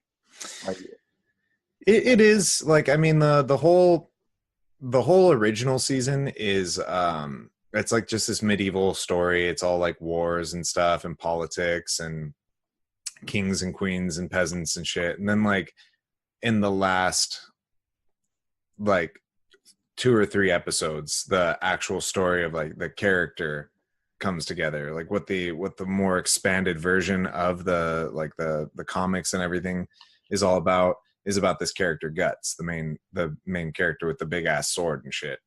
Right. But it doesn't even get to that until the end of the show. And then in 2016, they came back with this really, really horribly animated season, but it was like more to the point. The story structure and everything was way better. But I remember we talked about that before, yeah. the animation on that. Yeah, some of that new anime has got just fucking awful animation. Well, yeah, it's just like it's this 3D CGI woven with a little bit of 2D. Like they got a lot better in the second season. There's a 2017 season 2 that they did where they had a lot more of the 2D animation and the CGI 3D shit was a lot more seamless. It didn't look as fucking trashy as it did the first one. But I don't know. I would just really rather they just kept it as like just a regular drawn or 2D anime. Yeah, I'm definitely a sucker for the 2D style. I'm not a fan of I would rather just see either 3D or 2D. I don't like something. Well, I mean, it's a cartoon, like cartoons hold up over time because they're not like they're not reliant on the technology. They're the art. They can be hand drawn or they can be created. They can be generated on a computer, but it's not reliant on like the camera quality or whatever graphic ability that you have. Like if you use fucking graphics, it's gonna look fucking trashy in a couple of years. Right. When people adjust and get used to better graphics and newer technology, you just draw it and make it look like fucking art. It's gonna look good. Right. But I don't know. That was like for me. Those last 2 seasons were actually really good. They were very to the point. The characters were good and the story was structured well. It's just the animation is like unbearable. I'm gonna have to watch that so I can formulate my opinion on it. I also like the original show and the newer one. There's something about the overall like depth of it, how extensive the story is and how much they try to develop the characters, where it seemed like not really fitting for 20-minute episodes. It seemed like there was too much going on to just change an episode every 20 minutes. Like it would make more sense to just watch like an hour of it at a time. Kind of like threw off 45 minutes. Yeah. Threw off the pace of the show. Yeah. I don't think it was paced well for a 20-minute show. Yeah. So what do you think about, is there any there's some big movies coming out this coming up year? I was looking at, there was a list that I was looking at online the other day, and they were talking about movies they were most excited for. And one of the ones that I'm really excited for is the Quentin Tarantino one, Once Upon a Time in Hollywood. That's the one where like a sequel to Once Upon a Time in Mexico. No, it's where Johnny Depp already has his eyes gouged out. That's okay. I'm glad he's shooting a bunch of Hollywood execs. I'm glad you brought that movie up because that's another example of a movie I thought was amazing when I was a teenager. I absolutely loved that movie. I tried to watch it recently. It didn't have the same effect. Right. That's on that list for sure. Once Upon a Time in Hollywood is interesting because it stars Brad Pitt and Leonardo DiCaprio, and it's somewhat of a, I don't know if it's a biopic, but it takes place, you follow the neighbor of the guy who lived next to Sharon Tate. He was a stuntman. And so it's going to have Charles Manson in it. It's going to have Sharon Tate. They've casted a dude as Bruce Lee. Sounds like a super out there movie. So this can be really good. It can be really interesting, but I can also see with Quentin Tarantino's directing style that this could also be not good. I could see this being too cartoony to take these characters and play this out. But I would hate to speculate. I would really just like to see what happens. It's an interesting cast. They're gonna have Al Pacino's in there. Typical of Quentin Tarantino, he has some randoms. Al Pacino, he's got Luke Perry. Okay. As I said, Brad Pitt and Leo DiCaprio, Lena Dunham, Rumor Willis. I mean, just like all kinds of random ass actors. Rumor Willis. Yeah, that's Bruce Willis's daughter, Demi Moore's daughter. I don't know her. She's got a head on her. She looks like a bobblehead. She kind of looks like Bruce Willis. You know, she's got a big dome. How do you say? Is it rumor like the word rumor? Like Rumer. That's a stupid name. As soon as you look at her, you're like, oh man, wow, that's something. Willis and Demi Moore. Something happened there. It's an interesting look. That's all I'll say. I feel really bad saying this, but she looks like Mask from the movie Mask. Oh, dude. You just went way too hard. I was trying not to go that far. Well, but now you have to agree with it. If they were to do like a Jesus, perfect. If they were to do a Ricky Lake biopic, yeah, for sure. In that role. Yeah, it should be perfect. She could be also. She would play a really good young Monica Lewinsky. Monica Lewinsky, who, by the way, I just watched the Bill Clinton documentary about a month ago. Monica Lewinsky looks great now. She looks like 10 times better now than she did when she was sucking on old Bill's ding dong. Really? Yeah. It looks like, you know what? I'm looking at some pictures of Rumor Willis here, and it looks like she might have just gotten like some bad surgery or something. Because there's some pictures where she looks pretty normal, and then there's pictures where her chin is just like. I think the pictures that you're looking at of the bad surgery are probably the result of good surgery. And I think what you're looking at is pre-surgery. Yeah, maybe. Blown out chin.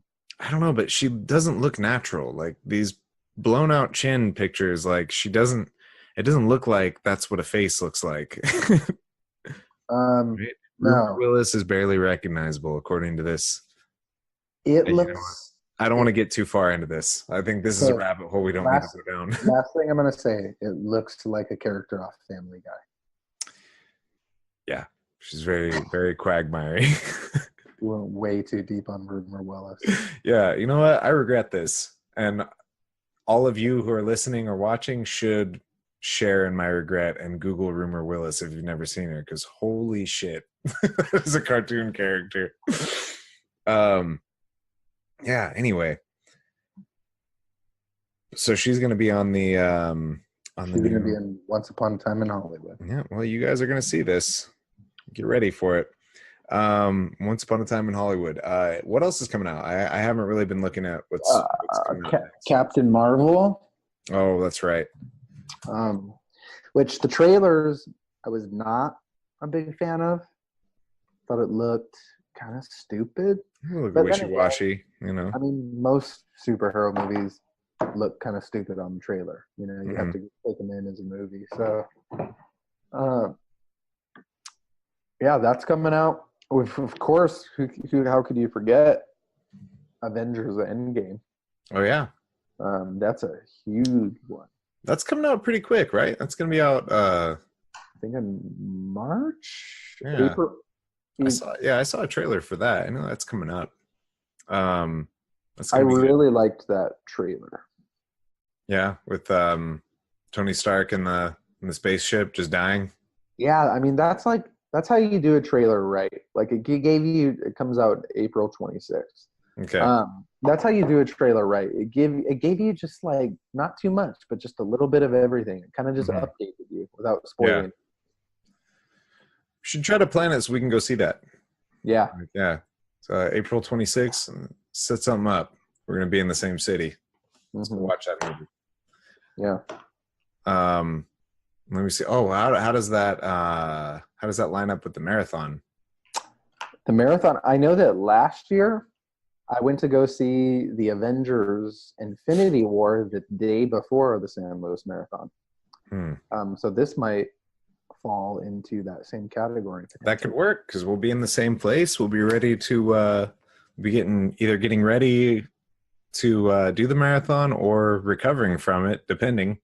Mm-hmm. So yeah, I'm looking that up right now. Could work. It could work. Man, my voice is just shot right now because you sound like shit. My wife got me sick, as she always does. It drives me nuts because she's always the first one to get sick. Always. I'm never, ever the first one to get sick.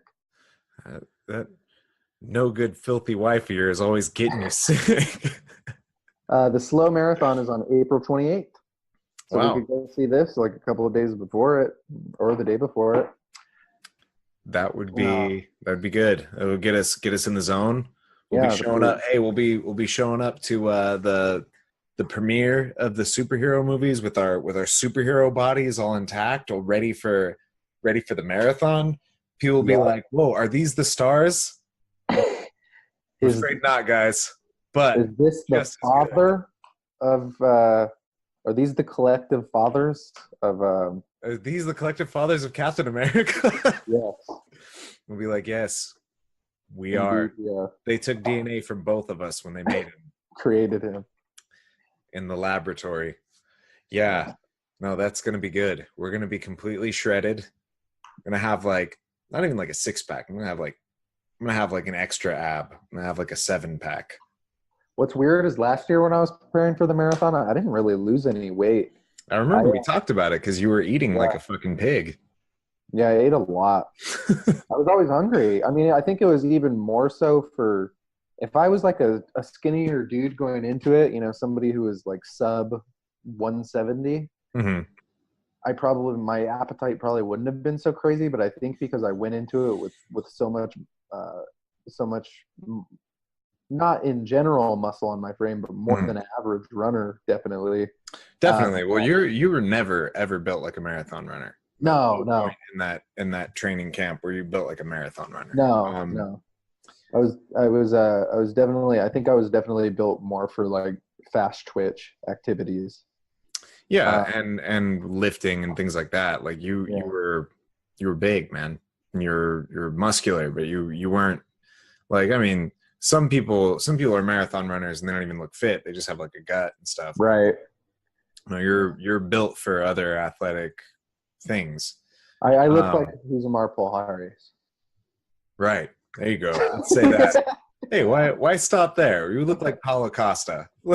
I did. Yeah, that's a perfect comparison. That's kind of how you guys were like just matching. Yeah. You guys could have taken your shirts off and covered up your faces. No one would know who was who. People often mistake me for Yoel Romero. I'll just be walking around and I'll have dudes come up to me and they're like, "Hey man, I saw your traps. I saw your traps from like a mile away. Like, I sprinted over here and I was like, I saw your traps and I fell to my knees. I thought I saw the traps of God were shining down on me. I sprinted here. I had to get Yoel's autograph. I'm a big fan of your work. And I got to let him know. I got to let him down softly. You're not talking to Yoel. I'm just little Matt Lovato. I'm just a guy trying to take my daily walk, all right? Just trying to do my cleans and take my walk. Yeah. But yeah, no, I think I consumed a shitload of calories. So I actually plan on trying to lose some weight, legitimately trying to lose some weight prior to the run this year, just so I don't have as much on my frame. Right. I'm definitely probably going to be dropping weight for this. I'm already dropping weight. I was part of the deal why I've been running so much lately is I'm trying to get my weight down. Yeah. Too fat right now. It feels good to feel lean. Yeah. Oh, I always feel better when I'm lean. Yeah. But yeah, so all that for sure. And yeah, I remember we talked about it the last time. You said you told me you were intentionally keeping yourself you were keeping your weight on though. So like you didn't want to Yeah, I was. Or you made it 'cause sound that way. I didn't want to like whittle down, you know. Mhm. But in retrospect, it's like I kind of just wish maybe I should whittle down a little bit if I want to perform better on the marathon. It's like, Sure.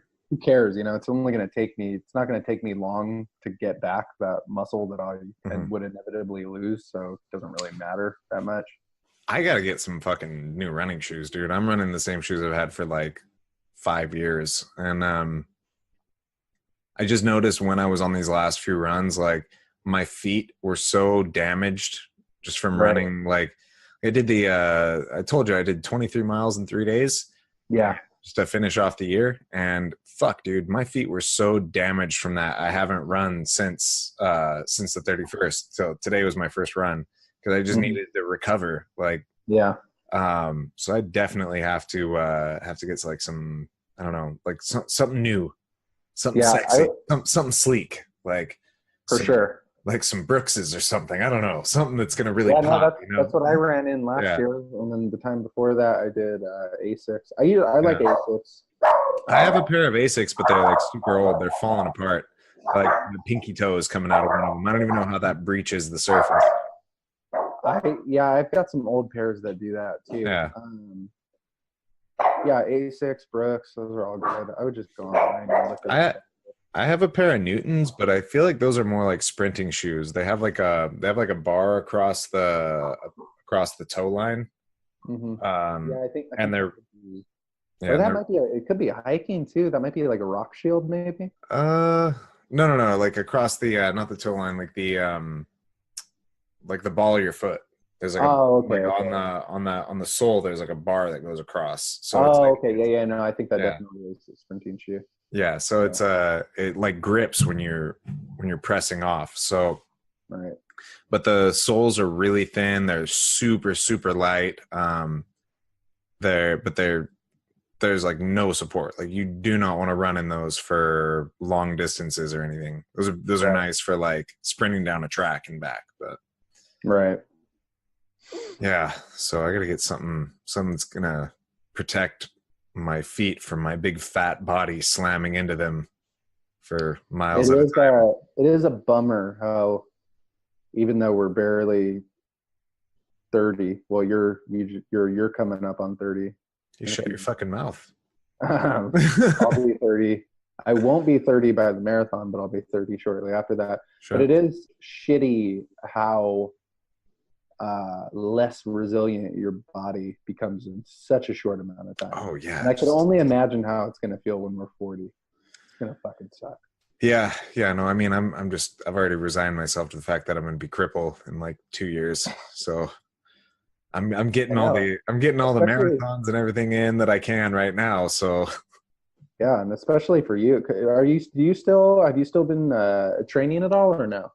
I haven't been doing much. I'm just keeping in shape, mostly just working out and dieting and go like around the park when I'm running. I'll stop and do like some shadow boxing and shit. But I'm not doing any real training. Yeah. I want to get back into it, but we'll see. Like I gotta figure some things out. Right. Yeah. I'm bummed because I haven't been to my. I started doing. I think the last time we had done a podcast, we talked about this, but I started doing kickboxing again, and I haven't been able to go lately because my schedule at work kind of switched around a little. So I don't know if I'm gonna be able to. But I finally felt like I was starting to get into my groove again. Right. Get light on my feet and kind of get some snap back, but. See, I'm just that's more or less what I'm doing, was trying not to lose that, like just kind of keeping my flow, so that when I do jump back in, however I go about that, then I'm not going to be like way out of my element, feeling like really stiff and have my timing and range off, all those things that like you have to sandpaper those down. And Well, you know what I noticed got the shittiest for me. My reaction time when I went back to kickboxing was awful. Right. Like, even just parrying basic punches, it had been so long since I'd done that, and I was just fucking horrible at it. And I finally started to get my timing back and get a little rhythm going. But physically I felt good when I went back. Like my conditioning felt great and everything like that. But just that's the first thing that definitely goes. It's just forgetting what it feels like to actually have a punch thrown at you. You know? Yeah, sometimes it really like throws you off when you actually get hit for the first time in a while. It's like, oh yeah, that kind of hurts. Yeah. There's a little shock. My system just happened. Yeah. But yeah, I mean, I had this funny story that I wanted to tell you. It was the last kickboxing class I went to, so it was probably like 3 weeks ago. And it was like I said, I finally felt like I was starting to get my flow back. And we have to do these, you know, partner drills with like the Muay Thai pads and the kicking shield and all that stuff. And there was a girl in class who was having to hold the shield for me. And, you know, like most of the people in the class are girls and younger guys. So I can't really go. It's not like when we used to hit the pads. Like I can't really go full force. And I was doing this kick shield, and I was going maybe like, you know, 50, 60%. And I started to ramp it up a little, but it wasn't anything crazy. But I could just see this girl's face every time I would kick the shield, like her whole body would rattle. Bad. And I was like, shit, like they need to get somebody else in here to hold this pad. I feel bad for this girl. And somebody with some girth to hold that pad. Yeah, somebody with some weight on them. And she gets done holding the pad, and then she looks at me. She was like, "You kick so hard, I almost vomited every time you kick the pad." I just thought that was like the funniest sentence I'd ever heard. Like so that whole time when I was like, I could see her rattling. That was her trying to hold her vomit in as I kicked the body pad. Which I just thought was hilarious. You're just jangling up all of her internal juices. Yeah. It's pretty funny. You have a gang building up behind you. Yeah, if you guys are hearing this beautiful ambiance I have going, it is my pack of pugs behind me who just love to bark at basically everything.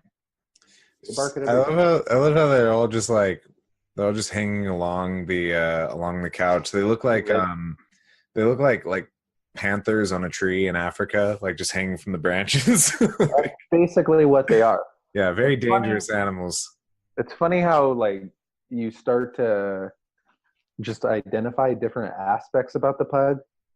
And I've been able, it's funny what you do with animals, because I've been able to identify what type of nut I associate each pug with.